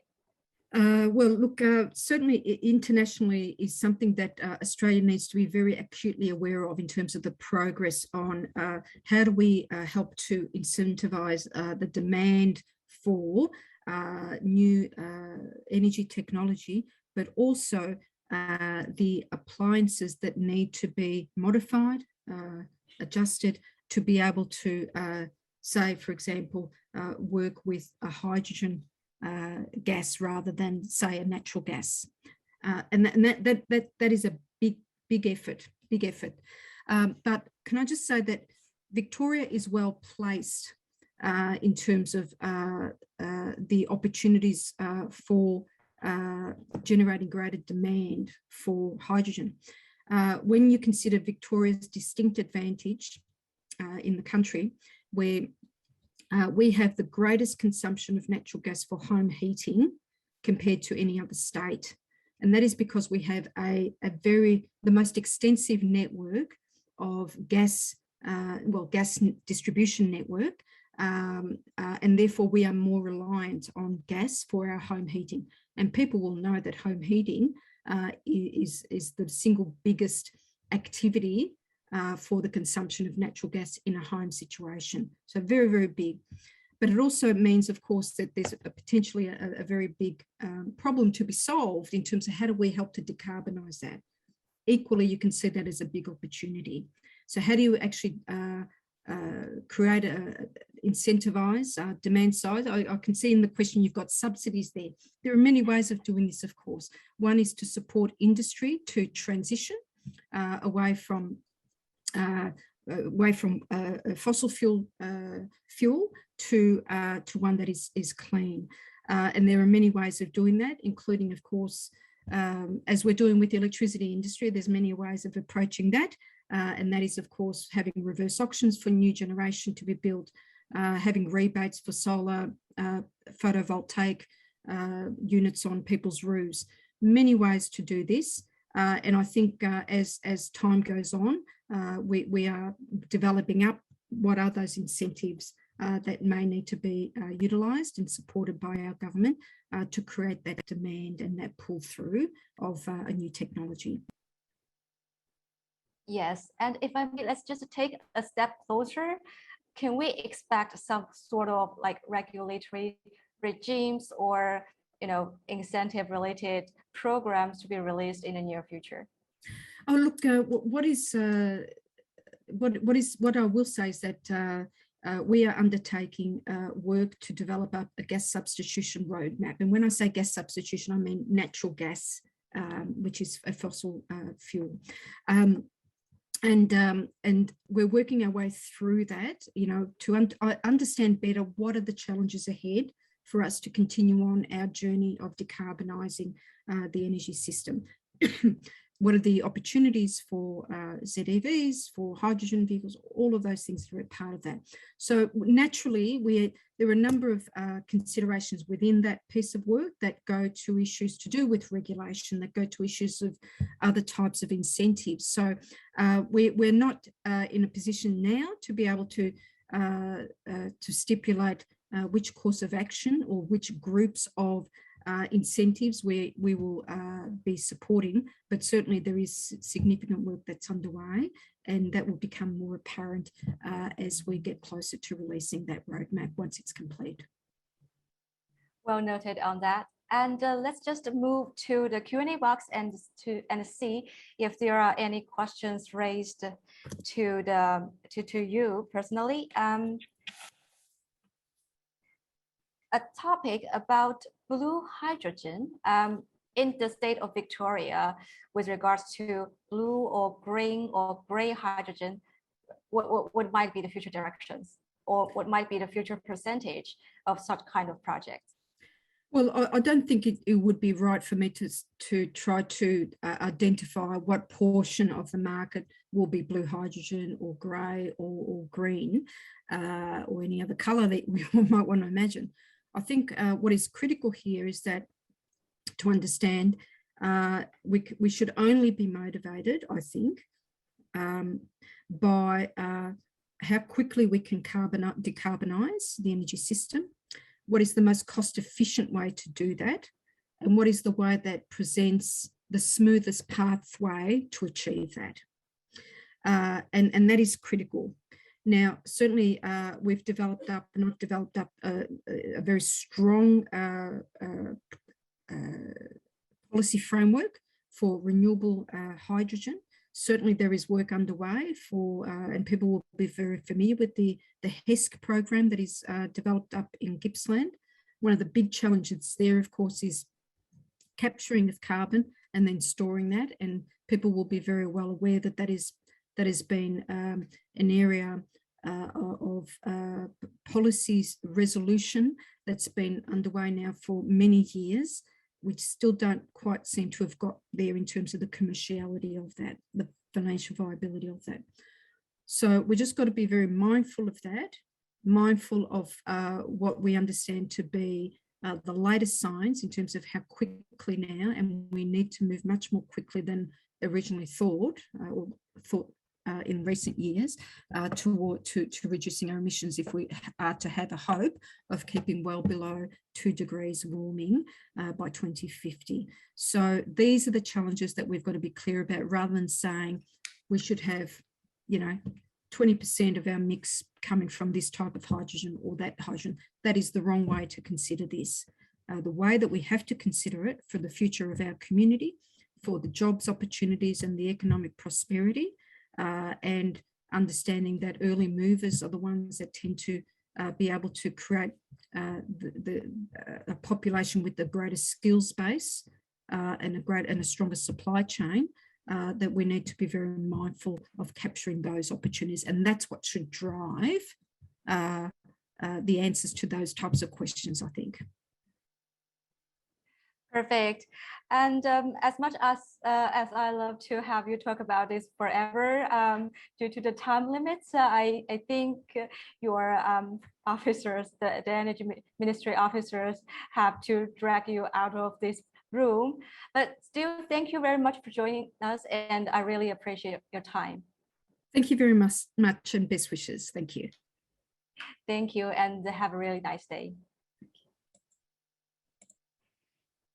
Now, before we move to Pingyang, I think there are still some questions remained for Jeremy. Jeremy, have you go through the questions in the Q&A box? Sorry for the time consumed. That's okay. Yes, and I think we can start with some pre-collected questions from the audience during registration. Can you see all these questions, all these 5 questions right now? I can, yes. Yes, and with regards to project finance, what are the top 3 criteria do you think is the utmost important? Well, I think the 3 things are going to be the technology, in terms of its quality and ability to perform. It will be the offtake, the sales arrangements for hydrogen, because initially green or blue hydrogen will be more expensive than hydrogen from other sources. So it's an ability to support that initially more expensive product, perhaps through socialization, that most customers in that market are consuming a portion of that initial tranche of hydrogen, and as others, cheaper projects come in later, that higher initial cost is able to be borne socially. And 3, I think the supportive nature of the host government and its willingness to permit projects. Yes. So, so local stakeholder support is important, and government's really a key player in that space. Yes, and move on to the second question. How does project financier sees the viability of debt funding for small-scale hydrogen projects? And also, please kindly touch on the big projects.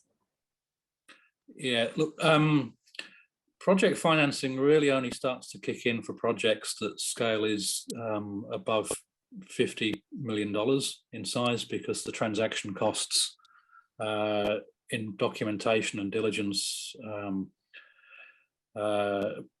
really provide a barrier to very small projects accessing that as a primary source of funding.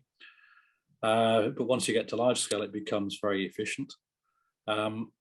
In terms of uncertainty of electricity costs, there is the ability to enter into medium to long-term purchasing arrangements for the electricity inputs. So I wouldn't say it's uncertain. You've still got the same ability to lock in a fixed price for a reasonable period of time as a small project as you would have for a larger one. And it's also possible for a small project to construct its own electricity assets as well as the hydrogen plant. And what about the large-scale projects? Because also to large-scale projects, they are also subject to an absence of the carbon pricing mechanism, I think. I mean, that's right. A carbon pricing mechanism would provide a very clear route to providing support for this sort of industry. But the arrangements for very large scale projects become more complex because they can invest in building new renewable assets, whether it's owned by the project company or a third party. And you start to get into some broader issues around costs, that the transmission cost will change over time as the energy network increases in size. We will see progressively large new transmission investment taking place. So it's quite exciting for the network companies as well, because there's a lot of growth. But we could see the average age of the network becoming much younger, that we've really got a network that hasn't had a lot of investment for the last 20 years in large upgrades. We've had smaller debottlenecking type investments, but no really large major investments like Energy Connect or the HumeLink built for some time. So we'll see an increase in the regulatory asset bases of the network companies to support that different flow of production from new power stations and providing the security of supply.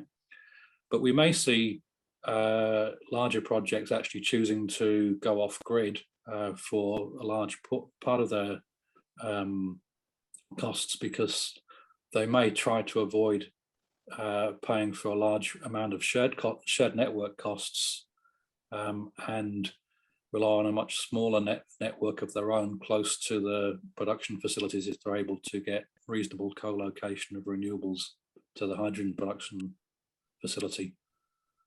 So you'd only be funding, your share of 100 kilometers rather than your share of a diverse network that's got many, many users on it. Yes. And to the third question, what mechanism of tariff structure of hydrogen energy would be normal in the future? I think that's for the market to find out, and we may see attempts to parallel for the export industry the arrangements that have been made for LNG, but over time. But at the moment, we don't really have an international benchmark price for hydrogen or even for ammonia that would be recognisable for putting those sort of contracts on. I think the key features are going to be more around take or pay contracts, because you're making very large investments in infrastructure for those export projects. So I think it's for the market to find out what works for it. Yes. And the fourth question, how is your view on hydrogen investment capex and the trend of break-even point? I think that has been touched before, because there are a lot of different types of hydrogen and there are a lot of different scenarios of the project. It's really a difficult question to answer. Jeremy, would you like to take some insights on it? Yeah, it is definitely a very difficult bet to take, which type of technology is going to be the best, and how quickly that learning and investment in research and development is going to pay off. And I think you have to take an open mind at this point and expect some surprises along the way, that it could well be quicker than some people are saying, because there just seems to be a real keen interest from a lot of very skilled and capable companies and individuals to drive the technology along and try and discover some breakthroughs that help. So I think just that level of international interest that I touched on earlier this afternoon, that breadth of interest and from lots of different sectors bringing different insights can maybe drive that technology pace faster than people are projecting at the moment. Yes, and the last question, in what areas do you see H2 offtake or demand being the greatest?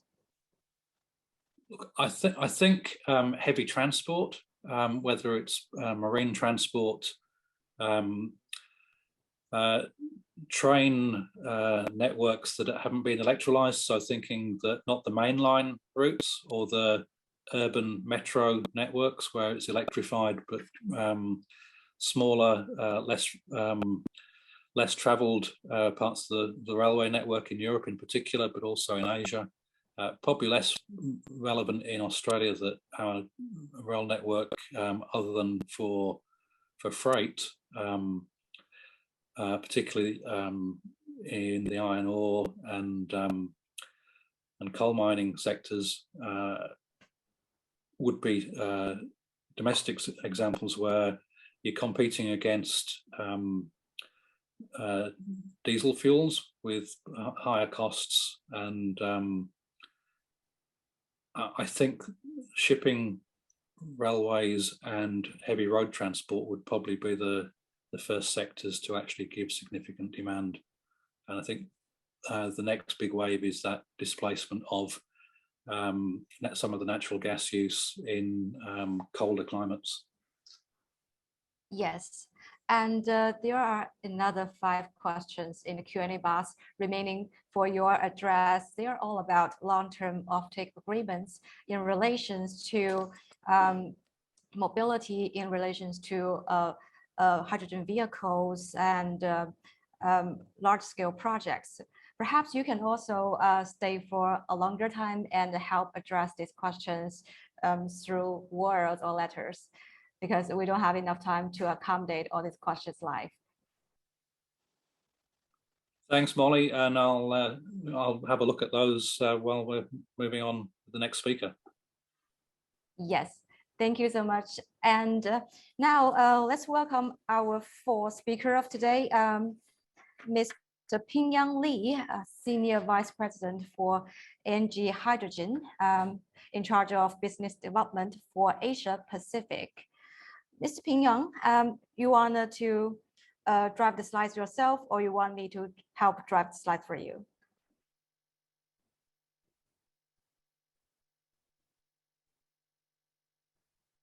Hello, Pingyang.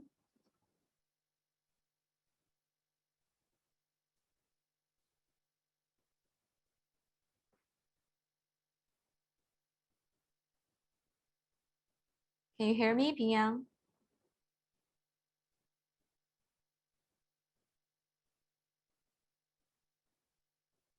I think Pingyang perhaps encounters some technical issues right now.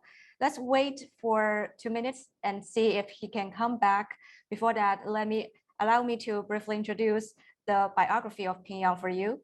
Pingyang is Senior Vice President at NG Hydrogen, in charge of BD for APAC region based in Singapore. Prior to that, Mr. Lee was Vice President at NG Grow for power project development in Southeast Asia from 2017 to 2018, based in Thailand. And prior to that, Mr. Lee worked in the project finance domain with the acquisition, investments, and financial advisory department of NG Group for 10 years in Thailand and in Indonesia. I think Pingyang has just quit because of some technical issues. If I may, I would like to ask if Mr. Clifford is here with us right now.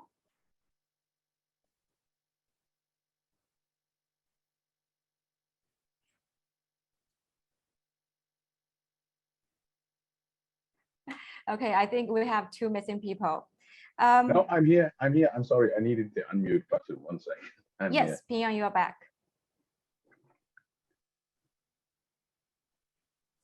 Can you hear me good? Yeah. Yes, I can hear you perfect. Okay, great. Maybe Molly, you can help me to run the slides. Can you hear me good, Pingyang? Yes, I can. Yeah, I can hear you well.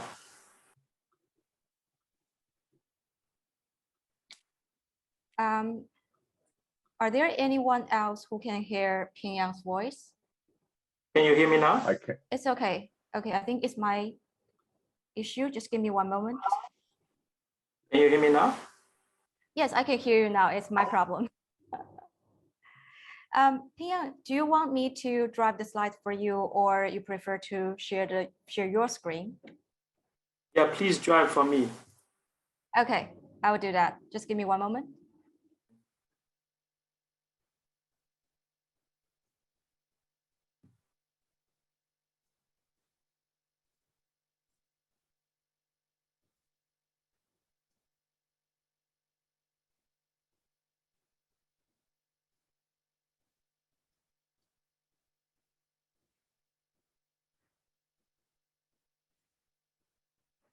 Okay, great. Pia, please fire up your presentation and I will be there to assist. Thank you very much, Molly. And following what Minister Damboa's explained, and also Gabrielle and Jeremy's explanation, I would like to provide a perspective from the practitioner like myself, and from NG perspective, how a project can be structured and developed in Australia. Here, the example we're showing is the project NG and the YARA has been developing in the Pilbara region. The project is named as the YURI project. It's a green hydrogen to ammonia project. And currently, we are located by ARENA, 42.5 million from the federal government subsidy. We are in the process of financial close for this first phase. Meanwhile, we are interested to further develop the project to the next phase and also develop the Pilbara hydrogen hub based on YURI project as the building block. Next, please.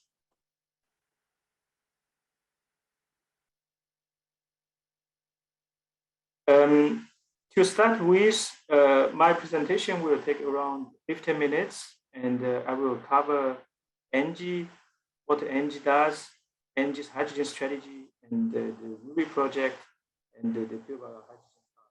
So 4 aspects I will talk. NG is a global reference company in the energy transition. If you can see the slide, a few numbers, the highlights NG's profile. NG has around 100 gigawatts of power installed. Out of that, around 31 gigawatts of renewable assets present in 27 countries. Meanwhile, NG is also a large European site, the #1 natural gas distribution network company. The company has around 40,000 kilometers of natural gas transmission pipelines. NG's strategy is to be the early mover and lead the energy transition. Next, please. NG's hydrogen. Yeah, please. Sorry for the interruption.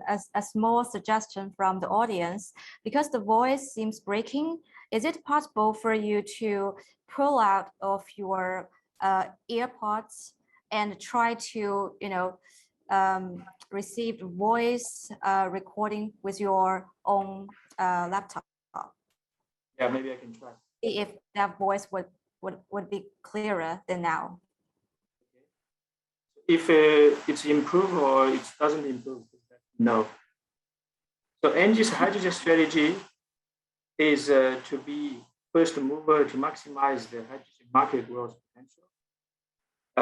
The way we see the hydrogen to be developed is really from the area where it has big renewable energy potential, overlap with strong progressive government support. At the same time, as a company, we would rely on some of the energy system presence. With those 3 or 4 conditions together, NG will select certain area to start the renewable hydrogen development. The development will start with 1 or 2 or more anchor off-takers, such as industrial feedstock, heavy-duty mobility, and the other industrial process who could require hydrogen. When we start with a relatively local demand, we will also aim to have a large scale and potentially going to export. So if you can see this chart, we follow this logic. We start with area has good resources. We will build the first step. Then we will expand to make it bigger, scale it up with a longer term, trying to export from one country to another. The country has rich renewable resources. Certain countries have a deficit of renewable energy sources.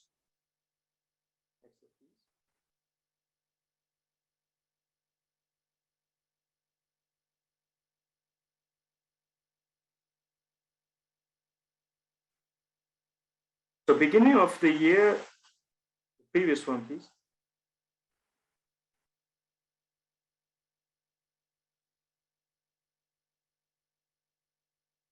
So beginning of this year, ENGIE Hydrogen set up hydrogen development target. By the year of 2025, the intention is to develop 600 megawatt of electrolysis capacity, and this will scale it up to 2030, around 4 gigawatts. Meanwhile, at the middle stream, the purpose or the target is to develop 170 kilometers of hydrogen transmission pipelines. This will increase to 700 kilometers by the year of 2030. At the storage aspect, we also intend to develop hydrogen storage capacity by the year of 2025, which 270 kilowatt hour of hydrogen storage capacity. This will increase to 1 kilowatt hours of capacity by the year of 2030. On the mobility space, ENGIE also has interest in the intention to develop refilling stations, increase from 50 refilling stations by the year of 2025 to more than 100 by the year of 2030. You can see as of now, ENGIE has in total around 80 gigawatts of electrolysis capacity in the development pipeline. These are represented by over 70 projects. Around the 20 projects have the capacity more than 50 megawatts per project, and around 50 below 50 megawatts per each. Next, please.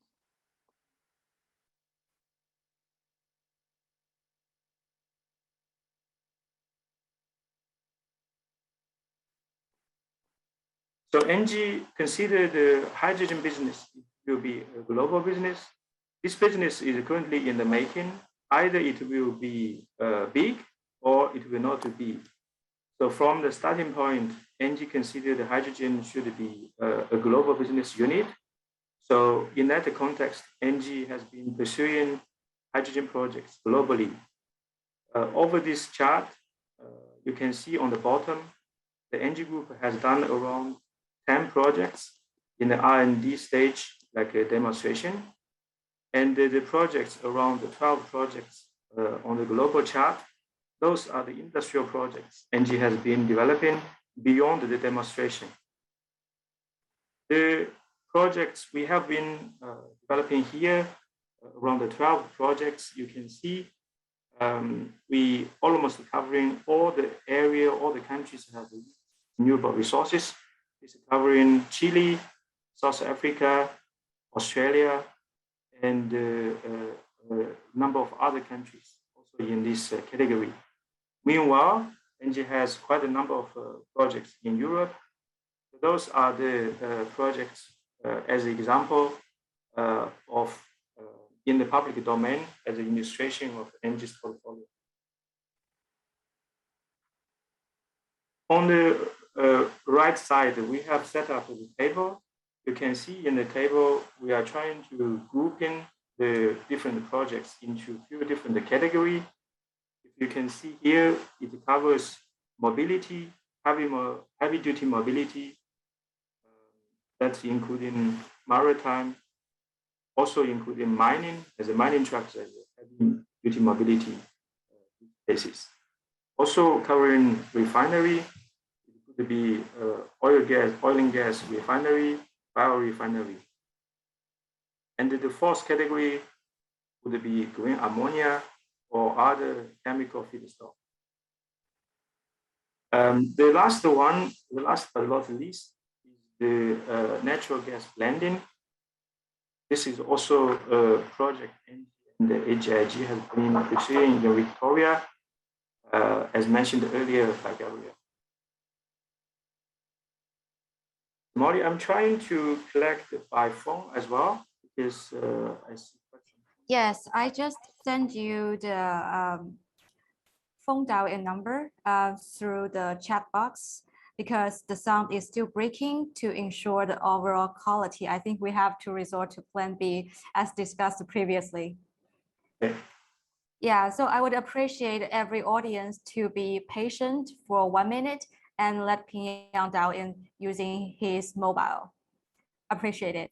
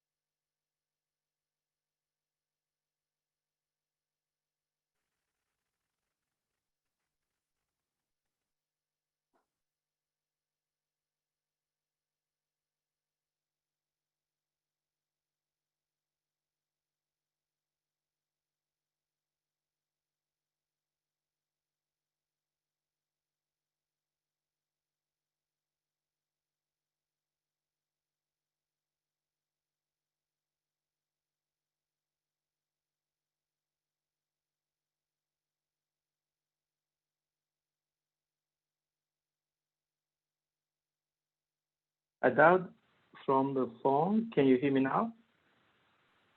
That's very clear. Okay, great, much better. Great, and please resume the presentation. Thank you so much. Thanks. Next slide, please.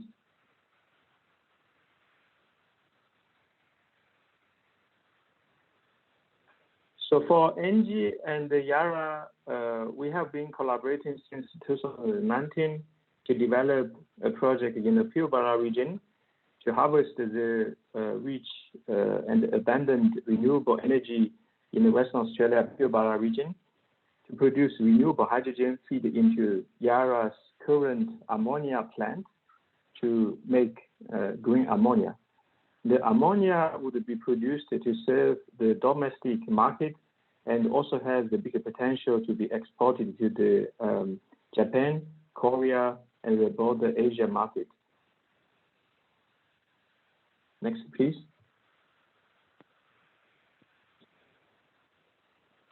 The YURI project has multiple stages of development. Itself, currently the primary usage is for ammonia synthesis. Meanwhile, this industrial process can be added on top with other industrial hydrogen usage cases to become a Pilbara hydrogen hub. For the YURI project, we have a roadmap of 4 stages. The current stage of phase 0 is a project 𝐓𝐸 has obtained 42.5 million capital allocation from the ARENA tender program, closed or launched in May this year. Out of this industrial roadmap, the first step is to demonstrate the technology, the business case, and meanwhile to create a certain volume, be able to push to the market. As of today, there is this chicken and egg issue. Green hydrogen supply to the market to a certain degree is largely doesn't exist. The client would be interested to buy this product or have the interest to buy this product, but there's no supply. So to break up this chicken egg dilemma, all interest or strategy is to create a supply first.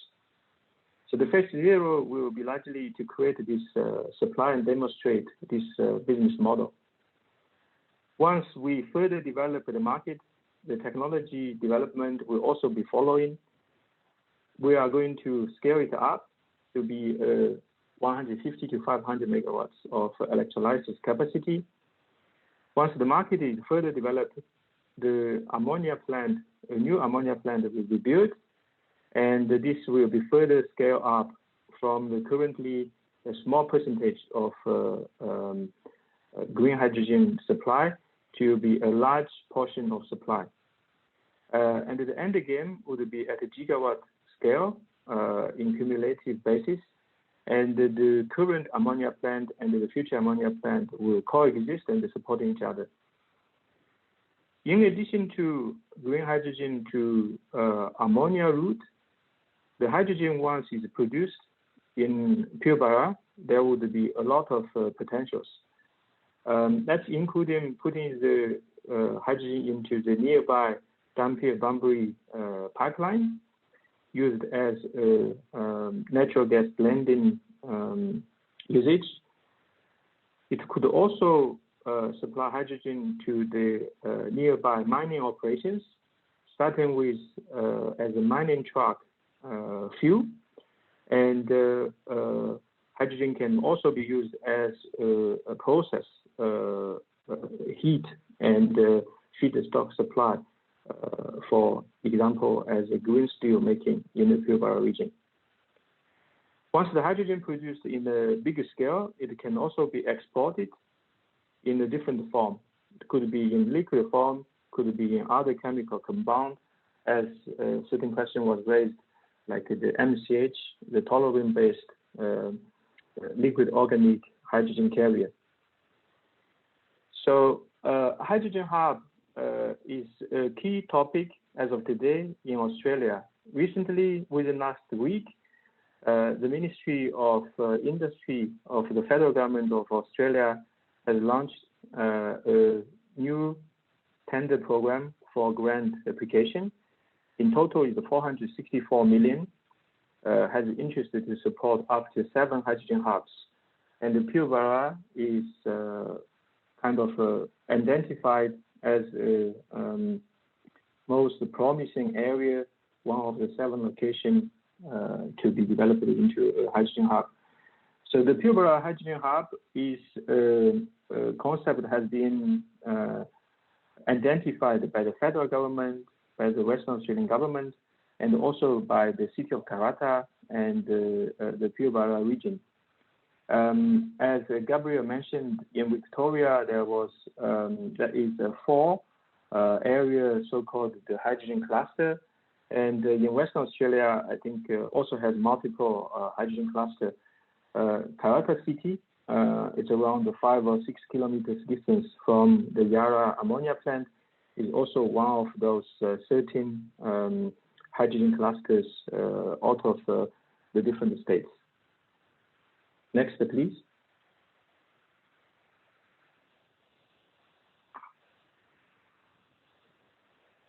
For the hydrogen hub, it will need a significant volume of renewable energy production and the supply. We all know the challenge of the Pilbara has certain cyclone impact. Therefore, for the large renewable energy development, we will move inland. So we first are trying to avoid the 50 kilometers distance from the coastal area and move further inland, following the public infrastructure already exist to develop a renewable power assets. Those siting possibilities or the site corridor is largely the overlapping of certain existing infrastructure with a combination of the solar and the wind, where the solar and the wind have a different load profile. To increase the load factor of the renewable hydrogen production system load factor, we needed to use the combined solar and the wind to improve the load profile, to maximize the usage rate of the whole system. Next, please.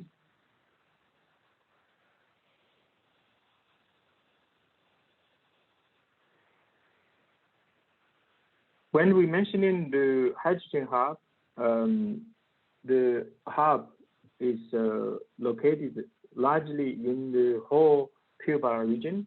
As you can see the previous slide, we have the interest to find the best combination of solar and wind within inland of the Pilbara region.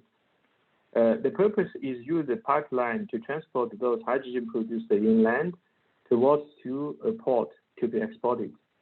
In the Pilbara region, largely there are the port headland and the port dampier for the current export of iron ore, other liquid, and also LNG.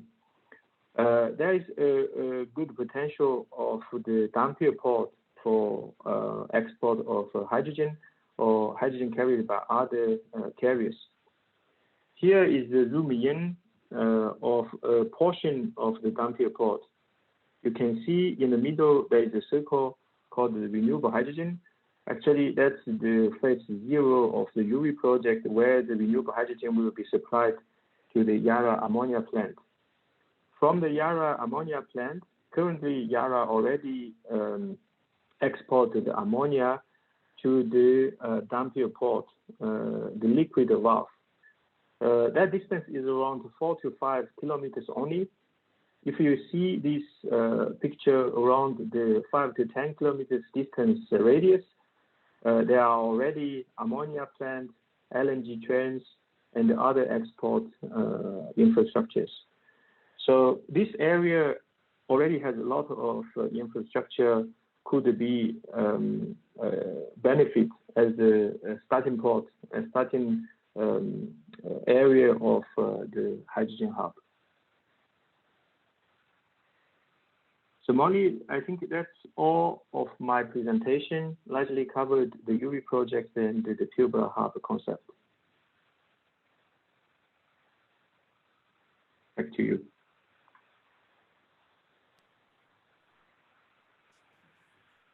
Thank you so much, Pingyang, for your detailed explanation. YURI is quite a milestone and demonstrative project for the whole, I think for the whole Australia. And there are a lot of things that we can learn from the YURI project. But before that, I think we can go directly to the industry questions that was collected prior to the registration. If I may, can I invite you, to go through all the slides with me? Sure, more than happy to do so.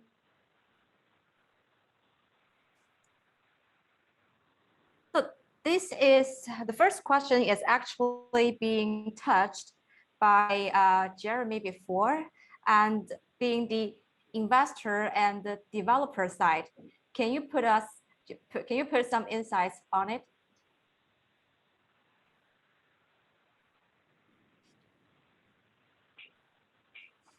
Yeah, so hydrogen as of today, it's a technology in the induction. As we all observed in the solar and the wind, when the new technology in the emerging, in the making stage, itself at the beginning will have an economic gap. And this gap, as Jeremy mentioned, it needs to be spread or socialized to the mass public to support this technology to be developing to be a stage will be competitive. The potential of the cost reduction and this technology itself is well understood by a lot of engineers and by manufacturing experts. There is a lot of question in the chat box and the different people asking how renewable hydrogen or electrolysis could be competitive. There is companies, including ENGIE, we have done looking into the different components of the whole machine and the manufacturing process. We have a kind of a judgment is electrolysis or green hydrogen technology has a learning curve ratio in between the solar and the wind. If we say the wind is around 15 to 18%, and the PV or the solar would be 20 to 22%, the electrolysis and green hydrogen will be in between. That means the cost reduction will not come by itself automatically. The human beings need to use this technology And by using it, by scaling it up, the cost will be reduced. And this technology will be competitive, and it will have the potential to be more competitive than the current fossil fuel-based hydrogen or energy source. And to benefit that end game, to achieve the most competitive and useful and sustainable solution, there is an investment as a community or as an industry or as a global community need to invest together. Yes, and move forward to the second question, which has also been touched by Jeremy before. How can the commercial viability be improved for large-scale green hydrogen production in the absence of a carbon pricing mechanism? Yeah, share a bit more. Carbon pricing. Yeah, carbon pricing is one of the many tools has been supporting the renewable energy development over the last 12, 15 years. Carbon price before the Kyoto Protocol expired, there was certain support function, but within the carbon price, the renewable energy has been still developing in many different locations. So carbon price is one of the tools. In addition to carbon price, there is the feed-in tariff, contract for difference, mandatory quote for different usage or feedstock. There is many different tools can be borrowed from the adjacent industry. In those different countries' economic systems, to a larger degree, all the tools has already fully developed, ready to be borrowed to support the green hydrogen. The key as of today is really to identify the different pathways to implement those supporting mechanism or the tools to stimulate the demand and also the supply and they reach the scale. Those technology has went through the supporting mechanism, including solar, wind, offshore wind, electrical cars. So many different tools has a lot of successful examples we can borrow from. Yes, and if you can combine the question number 4, what are the key elements needed to be in place before an H2 project is fully financed, as I know that you also come from a financing background. So can you touch a bit more on that part? Yeah, I think Jeremy made a very comprehensive presentation. It's well explained.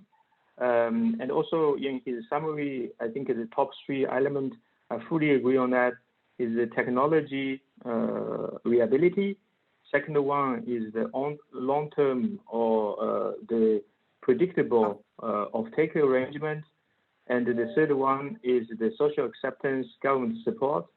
What I would like to add is a little bit more from the practical perspective, like the YURI Phase 0 project we have been developing. We also including an element of demonstration of finance, like project finance, so-called the bankability. The bankability actually it's need to be demonstrated through real cases. The real cases including the consultants to demonstrate or to approve or to certify this technology is reliable including the long-term reliability and durability, and also the capability to project the degradation curve and the residue value, the different risks in the operational stage.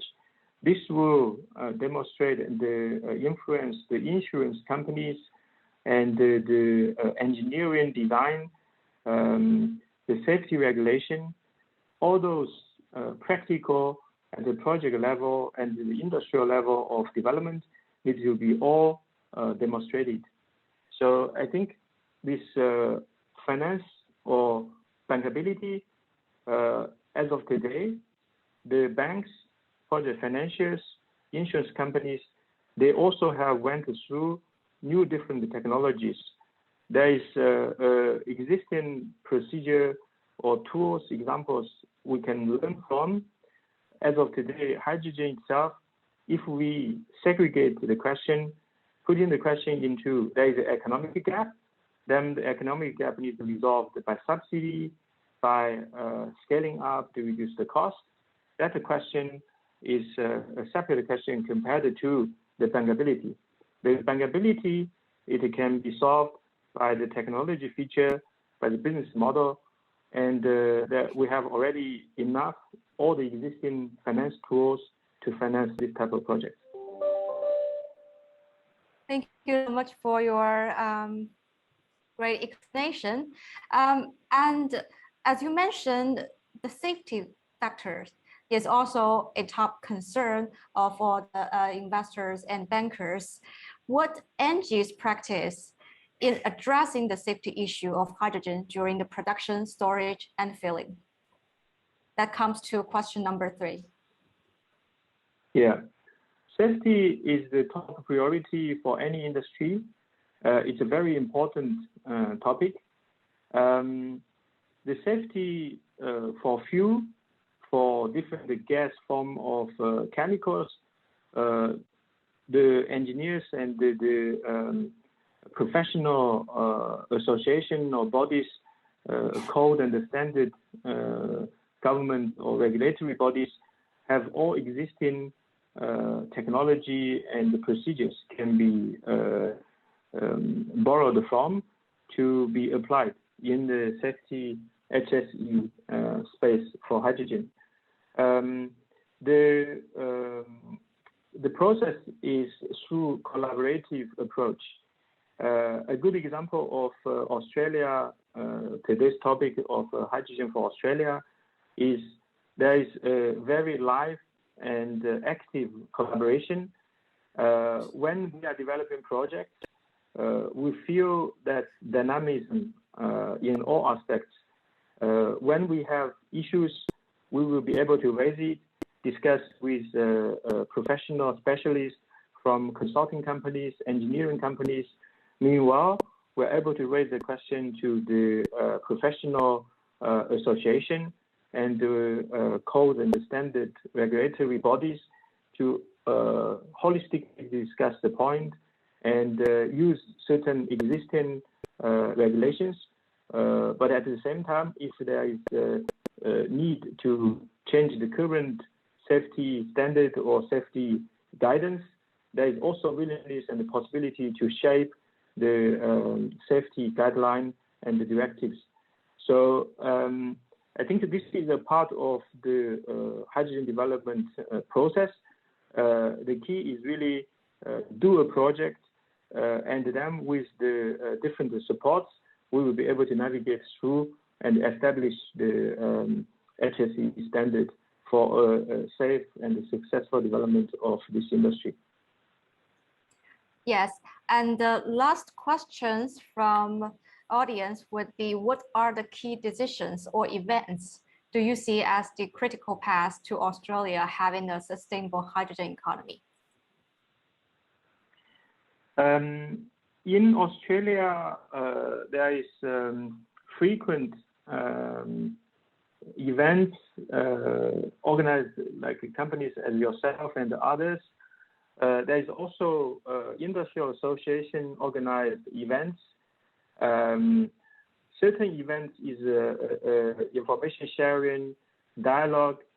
This will create and synthesize some of the topics and the different parts of the industrial value chain and the government bodies and the industrial associations. They will take home and analyze and come back with certain proposal and initiatives to develop this industry.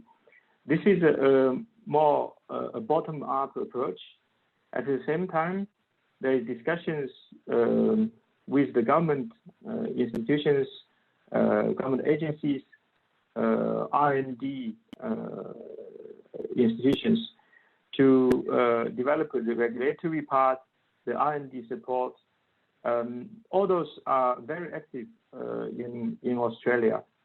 NG has been actively involved in dialogue with all the different parties to develop all those topics that including HSE standard, certification, international collaboration, project finance. We discuss also with insurance companies. Of course, we are developing our own projects, selecting EPC, raise finance, discuss with Arena to develop a funding program, and with CFC for project finance for developing the projects. So all those events have been developing in all fronts. We invite all our business partners and potential partners to all actively participating into those events. Yes, I think the key point is that we build a communication channel and try to bridge the information gap between the public, private sector, as well as the R&D sector, so as to jointly work for a hydrogen future for Australia. And I believe there are some remaining questions in chat box or Q&A box, but it's time for our next speakers to be on stage. So I would like to invite Yang to take some of the questions using words or letters. Is that okay with you? Thank you. Thank you so much for joining us today. And finally, we are embracing our last but not least speaker, Mr. Clifford Nidon, Vice President of H2 Energy, dialing from the Switzerland. Thank you so much for up early, Clifford. Can you hear me good? Yes, I can hear you. Good morning. Good morning. Have you enjoyed your morning coffee? Yeah, absolutely. Everything is fine. Thank you very much. All good. Okay. And today we're going to talk about your initiative for offshore wind to hydrogen to mobility projects in Denmark. And as we all know that Denmark is a place full of magics. Can you switch the screen to your, can you switch slides to your screen and perhaps tell us more about it? Yes, I can. 1 second. I just have to switch on my screen. Oh, can you share the presentation for me? Or 1 second. Because I just get it from in the last 1 minute, second. so I One don't second, have it. I just have to. 1 second.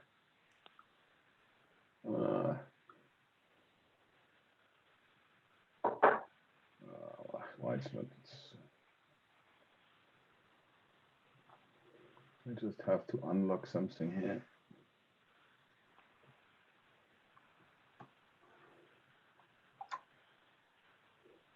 Okay, let's see if it works.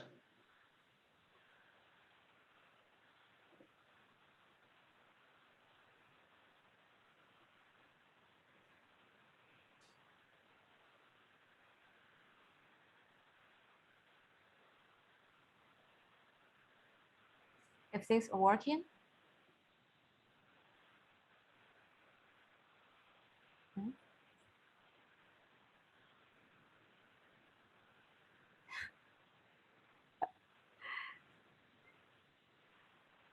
I think Clifford is rejoining us again, and it would be appreciated if all of our dear audience can wait just for 1 more second.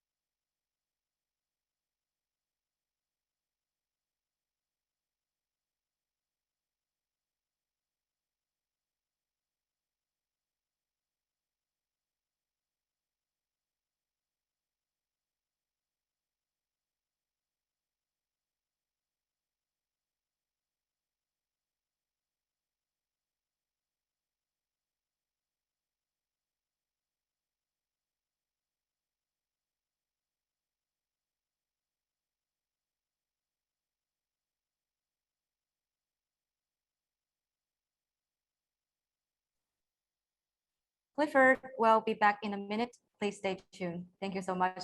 Appreciate the patience. Appreciate your patience.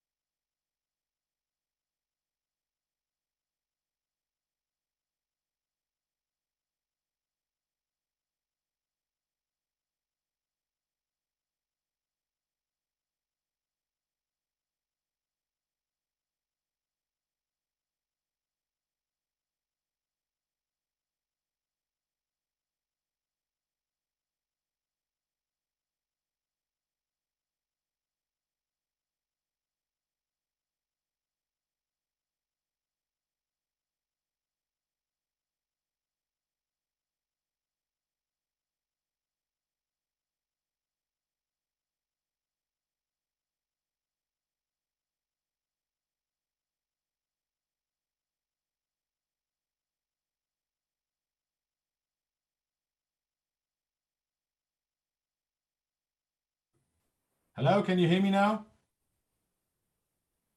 Hello? Hello? Hello? Hello, Clifford. Can you hear hear me? Yes, I can hear you. Okay. So our operator will help you switch the slides. Just let me know when you want to switch to the next slide. Okay, now you can see me. Okay, perfect. Okay, you can switch to the next slide, please. Sure. So H2 Energy has started 10 years ago in Switzerland to think about how we can use hydrogen as an accelerator for the decarbonization. And we looked at it from a desktop work, and we saw that if you want to really push this, we see that with H2 Energy in the decarbonization sectors, you have a lot of possibilities from transport, industry, electricity, fuels, and heat. And we thought that to really make this happen, we need to push this energy hydrogen to really move it ahead. So there we thought, look, Switzerland is a very small country, so how really to do this? So we looked at also some other numbers. If you can switch on the next slide, please.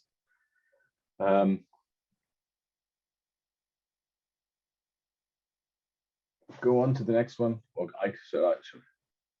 So when you look in terms of in Europe, and you look in terms of what is not electrified yet, total Europe, and perhaps we can also make this exercise for Australia, 14,100 terawatt hours of energy is being used in Europe, and this is all fossil. So to decarbonize it, we thought about how we can really increase other sources of renewables. So biomass, battery, wind, solar, and so on.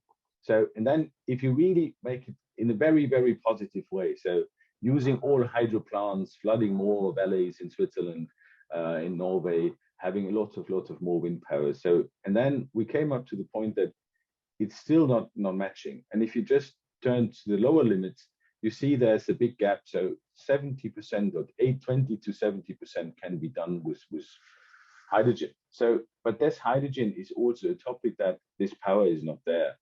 So we thought about how we can do this one. And then the whole topic was that hydrogen can be in terms of accelerator to do this, because we all know an electron which gets into the grid needs to get out of the grid. The storage in terms of purely batteries in these amounts of energy is not possible. Second is the grid, which has been in most of the countries quite old, is not being usable for such an amount of power. We see this already with batteries coming up more and more, that households which don't have their own house, they have a house with whatever 10 flats, and they want to have in their garage 5 refilling stations or charging stations. That's quite complicated for the grid. We saw this, I think one of the nicest example is the Formula E race, which has happened in Zurich some years ago. And there are 8 teams, with each one has 2 cars. And the first car is going 1/3, and then the second car is going for the second third. And during the second third, the first car is being charged. Now, having these 8 racing cars, one of these cars have been recharged by the electricity company with green energy, and the other 7 cars have been recharged with diesel generators. Because if they would have plugged in all 8 cars, the rest of the city would have been in dark, or as it was daylight, no cooking, no electricity, no tram on the street. So we see there's a big need to really have a molecule instead of an electron to really push this. Next one. So, and if we transit now these 14,000 terawatt hours in capacity, we see on the right side, if in terms of nuclear power stations, we need around about 1,300 nuclear power stations additionally to close this gap. If you look on the other side, what are the targets for the gigawatts for the hydrogen strategy? It's still a very minor amount.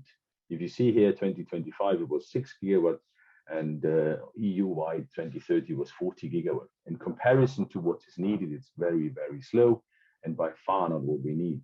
So that has given us the topics and how we can really establish this ecosystem using hydrogen for all these parts, what we saw on the first slide in terms of industry usage, heavy duty vehicles, shipping, or whatever it is. Next one, please. So in this way, we thought about how this can work and where we need it. So we need additional renewable energy sources. And that's also one driver. Hydrogen can also push the renewable energy sources. And that means is if you build gigawatt plants close to the production of renewable energy, for example, as we do in Denmark at the seaside where the offshore wind park from the northern seas are coming in, we take the power directly from the sea cable next to the substation to really not use the grid to produce hydrogen. You can store the hydrogen. That's a part in terms of which is doable with a molecule, which is not doable with an electron. It also has this whole buffer technology where you can use it also for clusters in your electricity net. And on top of it, we also see that as we have built in Switzerland, you see it later, 10 refilling stations, we also have a product designed which runs with a fuel cell and 2 fast chargers. So we use the hydrogen also to refill or recharge battery electric cars without occupying grid capacity, because we all know in terms of increasing transmission lines for electricity is 15 times more expensive than building hydrogen pipelines.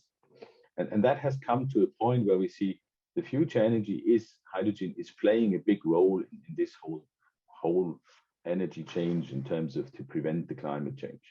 So this has brought us to the next slide, where we thought now, what can we do? And looking at this one, we looked at, as there was no market for hydrogen in terms of green hydrogen, for sure there's a huge market in the chemical industry and the steel industry using gray hydrogen. But we thought about how we can use it. So one idea was for sure besides fuel cell cars, which have been available from Toyota and Hyundai, that's very complicated to make a private sector with hydrogen. So we thought heavy duty vehicles is far one application would really make sense, because battery trucks, it's a very easy calculation. If you want to have a 40-ton trucks like you see it on the picture, having the same payload and everything, it's not possible because the batteries are so heavy.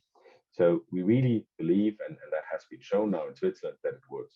So what we did is we built up a small electrolyzer, everything done by the founders to show this circle. We cooperated with Coop. Coop is a retail chain in Switzerland. So we built one refilling station, we built this electrolyzer, and we have built the truck ourselves. So we put out the combustion engine, put the fuel cell in, and shown that this whole circle is working.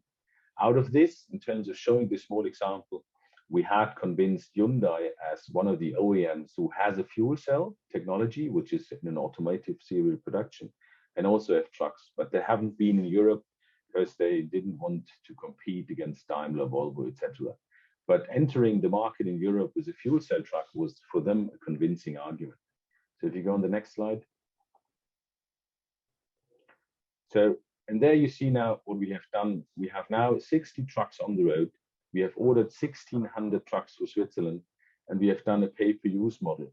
Seems for the logistic company that they pay per kilometer the same amount as they pay today for a diesel truck. And that was quite convincing, even that they couldn't have test drive with these trucks. The logistic companies really signed on this pay-per-use model because we took the technology risk. We built a bigger electrolyzer hydrogen production on a hydro plant, because Switzerland is a mountain country, so we have hydropower. We have developed a container system where we recharge or reload the refilling station by swappable containers.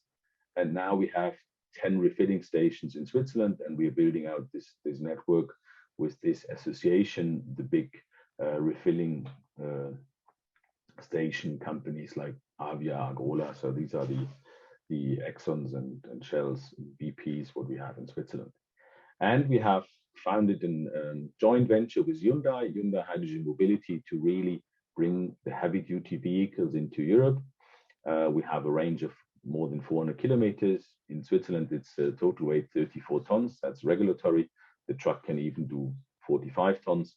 And we have this pay-per-use model. And we have been in a joint venture with Linde Alpig to make the green hydrogen in Switzerland. So this whole ecosystem, as it had started now 10 years ago, the first one 5 years ago, and now we have the 60 trucks on the road, we decided to go ahead. Next slide, please. And here you see some more pictures. It's just in terms of how to make it also from a business perspective as easy as possible. So these containers by swappable, so you just bring them to the refilling station, swap the containers and plug it in. So that's also in terms of, when you look today, a refilling station, when you talk about cost of refilling station, a lot of people talk to 3 to 4 million. Our refilling station is 1.3 million, because we really have looked at it. We need to have a business case that we can hit the total cost of ownership for a logistic company, and also for the refilling station, that they make money with this business. And if an investment for a refilling station just to make charging or refilling possibility for hydrogen, and you're more than 3-4 million, the payback is not there. So we worked on this one. So we developed the system. Next one, please. Yeah, you see just in terms of how these. I'm sorry, this truck is not a fuel cell truck, because we don't have one tractor yet. So we have to transport the containers with a classical one. So you have to start somewhere. Next one. And there you see a little bit also in terms of how we made the calculation. When we talk about subsidies and fundings, whatever, we have hit the total cost of ownership 1-to-1 in Switzerland, because we have a kind of road tax which has been introduced in Switzerland 25 years ago, because the government wanted to have the trucks on the rail, because they didn't want to have all the traffic from north to south in Europe through Switzerland. So they introduced this this road tax called LSVA. So this has helped us. But we also made a calculation with the government to see, hey, what is also the impact of fuel cell trucks on all this one? So you see the air pollution is not only about CO2, it's in terms of, it costs money in terms of to have this air pollution from diesel. Noise, look, our fuel cell trucks are very, they're more or less electrical, so there's not a lot of noise. Also, the truck drivers in the beginning were quite hesitating, but now they're very happy because you don't have any vibration in the car because it's electrified. From a climate perspective, you have a huge impact. For sure, nature and landscape, that's the same cost because you have using the same streets, but also the whole up and downstream. If you produce a hydrogen in the country with renewable energy, you don't have the whole logistic of the diesel casualties. Okay, fine, that's the same amount and the rest as well. So there is a huge impact, not only in terms of, yes, CO2, there's also an impact for the society to using, in this kind of electrified trucks. So it's really a huge cost benefit to use this one. Next one, please. So this is a picture how it looks like in terms of a truck and a car being refilled and the containers. Next one.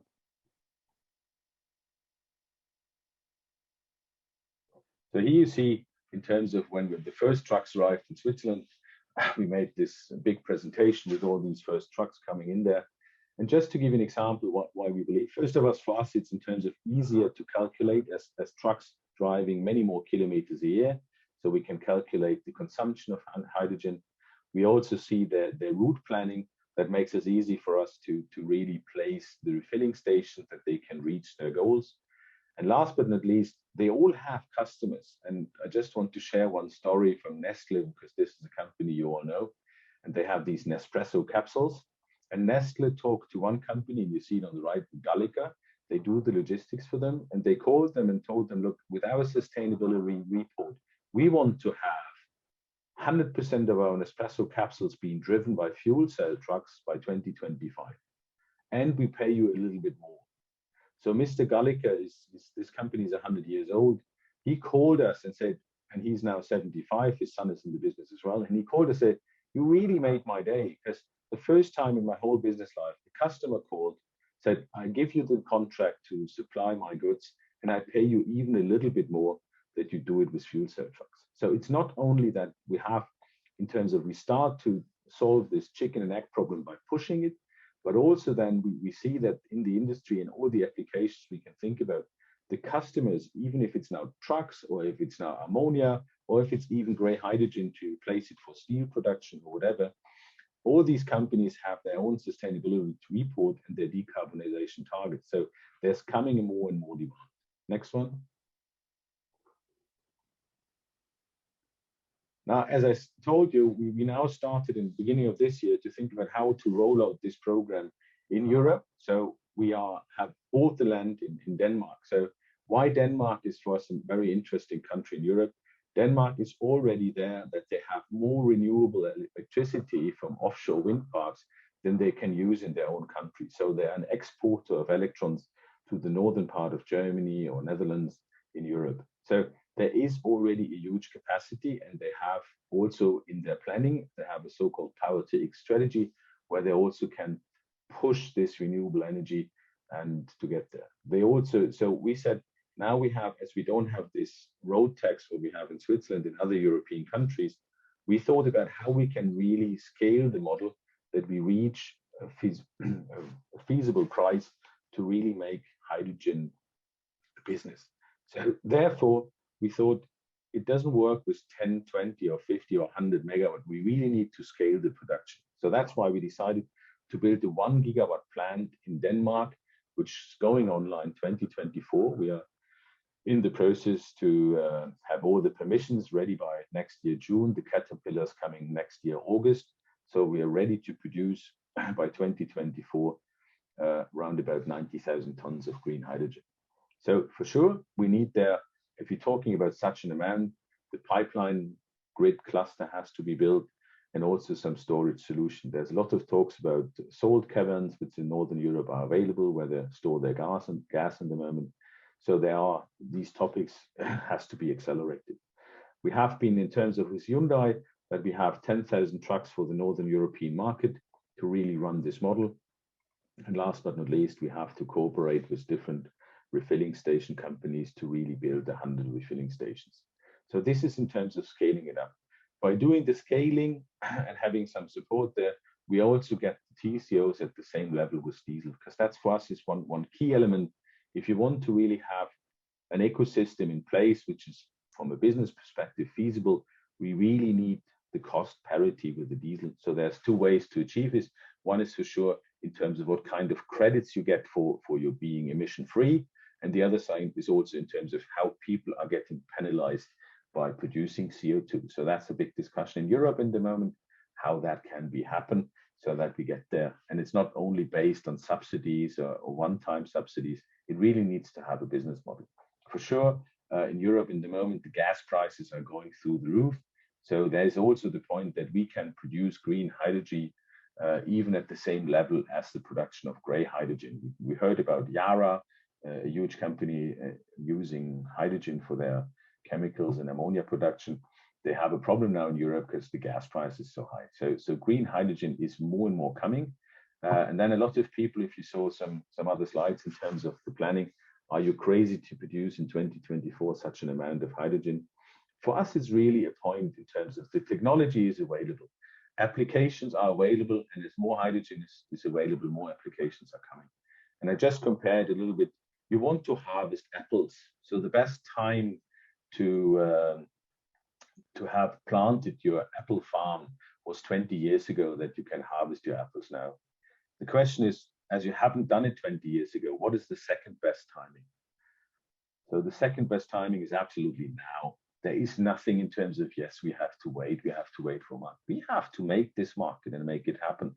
So there's nothing to wait for. And I'm a little bit disappointed of the big companies, oil companies that are talking about, yes, we will build it, but we start with the lab with 10 megawatt and 50 megawatt here just for their own refineries or whatever. We have to do it now. There's nothing to wait for because everything is available. And we all know that innovation will push it. So that's our point where we start this gigawatt. We also are in talks with the government in Denmark that we push it to a really industry there because we have the electricity there. We can plug into the sea cables coming from the offshore wind parks and going up to 10 megawatt by 10 gigawatt by 2028. So, and also is a point that countries like Denmark who export now electrons and are dependent on the electricity market and the electricity exchange market, by using hydrogen, you also have an add value services in the country. So it's also about working places and everything like this. And also, as you can store the hydrogen, you also have the possibility to deliver the energy also in a pricing topic where you say, look, fine, this add value product has a better price than just moving the electron at the point of production. Next one, please. So if you talk about, look, we are not only a truck company, it's not only about this one, but with this application, it's really an ideal starting point to really look from it from an energy perspective, from the whole setup of a system, of an ecosystem, because you know how these trucks are running, you know their routes, you know their kilometers they have to do. The technology is there. You have the same payload on the truck. The logistic companies is the smallest company. They have the smallest margins at the end, so you can't squeeze them to cover the cost. But it also is in reducing the external cost for a country tremendously. And also you can use the excess energy, because the point is, look, we have seen it in Europe now. There's a lot of offshore wind parks, solar wind parks. Look in Spain, look in Netherlands for offshore wind parks. They have all plans in their cupboards with up to whatever. There's a nice example, Rotterdam Harbor. They have a plan and agreed on another 200 gigawatt of renewable energy with offshore wind parks.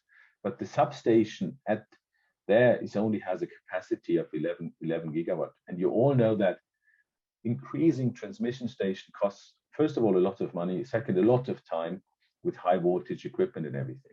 So producing hydrogen next to the green electricity helps a lot to also not using the electricity grid. and also then having these excess energy. And also then now we are in Denmark, we are accelerating products because we can sign a PPA for this huge amount of energy.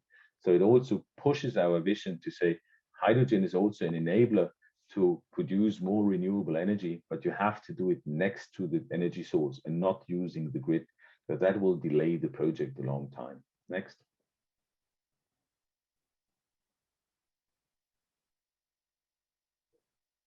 So, and this is the point in terms of talking about this business model. I also have to tell you, it's not easy. So it looks fun, it's easy, but in terms of you have a topic by the production has a step function. So suddenly we go for 1 gigawatt and we have these 90,000 tons. And if you talk about any application, if it's now trucks or if it's ammonia or if it's shipping, whatever it is, you have a kind of curve which is slowly in the beginning and then picking up. So and to really cover this kind of discrepancy between the production and the applications, we have to push for the other partners to really accelerate it, but we have to start there. And in this phase of ramping up these ecosystem for whatever applications, it's very important there that we have these whatever carbon credits in place, road taxes different handled, that we really can give the industry an alternative at the same cost as the diesel. So that's a little bit the big topic. And then I think we have a last slide, next one. So it's really a big topic, and in terms of what's been discussed, it's in this case, as we started with trucks, but there's a lot of other applications. So, and going for hydrogen is really the enabler for the decarbonization and the acceleration of this one. You can think about cars, you can think about trucks. Now there's a lot of talks about these air fuels by doing e-fuels, and there's also hydrogen, the base of it. We have here in Switzerland, there's a company called Stadler. They're working a lot in terms of how they can exchange the diesel locomotives with hydrogen, because it's much easier than batteries. And there's a lot of rails going on diesel in the world. So there's a lot of shipping. You all know, in terms of MAN is doing with our partner Trafigura a big study about how they can use ammonia in the existing combustion engines. But there's also, as we are in Denmark, there's a lot of shipping companies for their ferries, how they can refurbish or redo their ships with fuel cells, and fuel cell technology is also more and more available. Besides in terms of external cost, also the noise topic, we all know in terms of some cities in Europe, they have some regulations that trucks are not allowed to get in before 5:30 in the morning because it's too noisy. And that also can help to make the traffic for the trucks in terms of easier if they can deliver the goods earlier in the morning without doing noise. We have a lot of topics there which really helps us with hydrogen. So hydrogen for us is not only a fuel for trucks, it's really the enabler for the energy transition. And that's the target of H2Energy. That's why we started in terms of now to scale it up in Europe. And our big message is really, let's do it now. In terms of, I know it's sometimes difficult if you don't have all off-take contracts in place and you have to go to your board and your CFO to explain them why you want to invest $1 billion just to do this. But it also happens that what we have seen now by announcing the project in Denmark, now it was 4 weeks ago after we have bought the land and we have the first permissions in place, we have a lot of demand from industry. Now also look, there's a chemical factory, they want to have it. There's a plastic to oil factory. They said, okay, then I can take the green hydrogen from your side. There is a lot of e-fuel companies coming up. There is shipping industries coming there, ammonia production saying, okay, great, if you have the green hydrogen, we can start with our ammonia production earlier. So there's also a lot of acceleration when you just do it. And that's really a point. We just have to start it and have the courage to do it. And I just can tell you what we have experienced now in the last 6 months with the demand. We're already looking at another 5 gigawatt in Denmark because the demand will be there. And from the first slide I showed you with the demand in terms of this 14,000 terawatt hours, there's nothing to wait. And in our opinion, green hydrogen will be a shortage in the market. So if you look about that, you need about 700 gigawatt of production, it can't be wrong to start with 1 gigawatt or 10 gigawatt. There is enough there to do and to replace the fossil energy. So that's where we are coming from. And I hope perhaps in further discussions, we can also think how we can get this one to Australia. But my big message is do it now. Don't wait and think big. Thank you very much.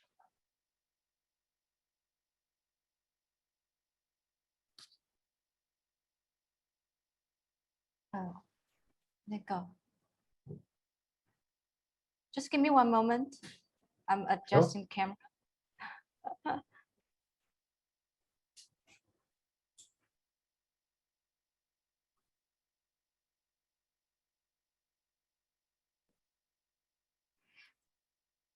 Okay, I think there's a camera issue. We've encountered so many technical issues today, but never mind.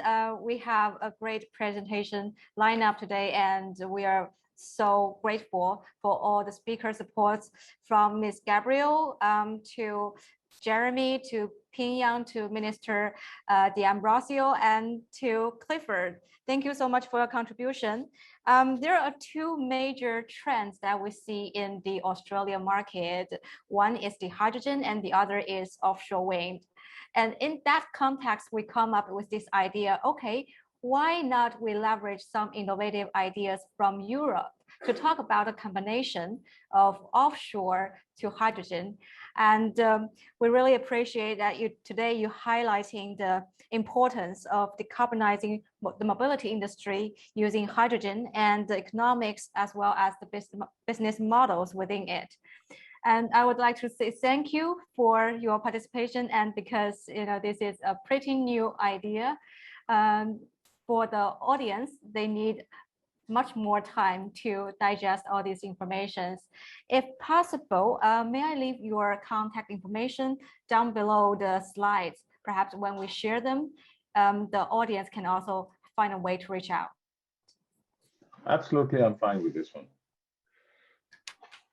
Okay, and that's pretty much everything about today's webinar. And please allow me to share my screen. Tomorrow, we will come back with our Impact Australia wind session to cover the current status as well as the risk management situation solutions in Australia's onshore and offshore wind market. And for our hydrogen series, the next one will be moving forward to the Middle East and the North Africa market. If you are interested in supporting our content creation, please kindly drop me an email at molly@leaderassociates.com. We will try to accommodate your ideas. Thank you very much. And today is everything about hydrogen future in Australia. Thank you so much. Thank you. Bye-bye. Thank you. Have a really nice day to you.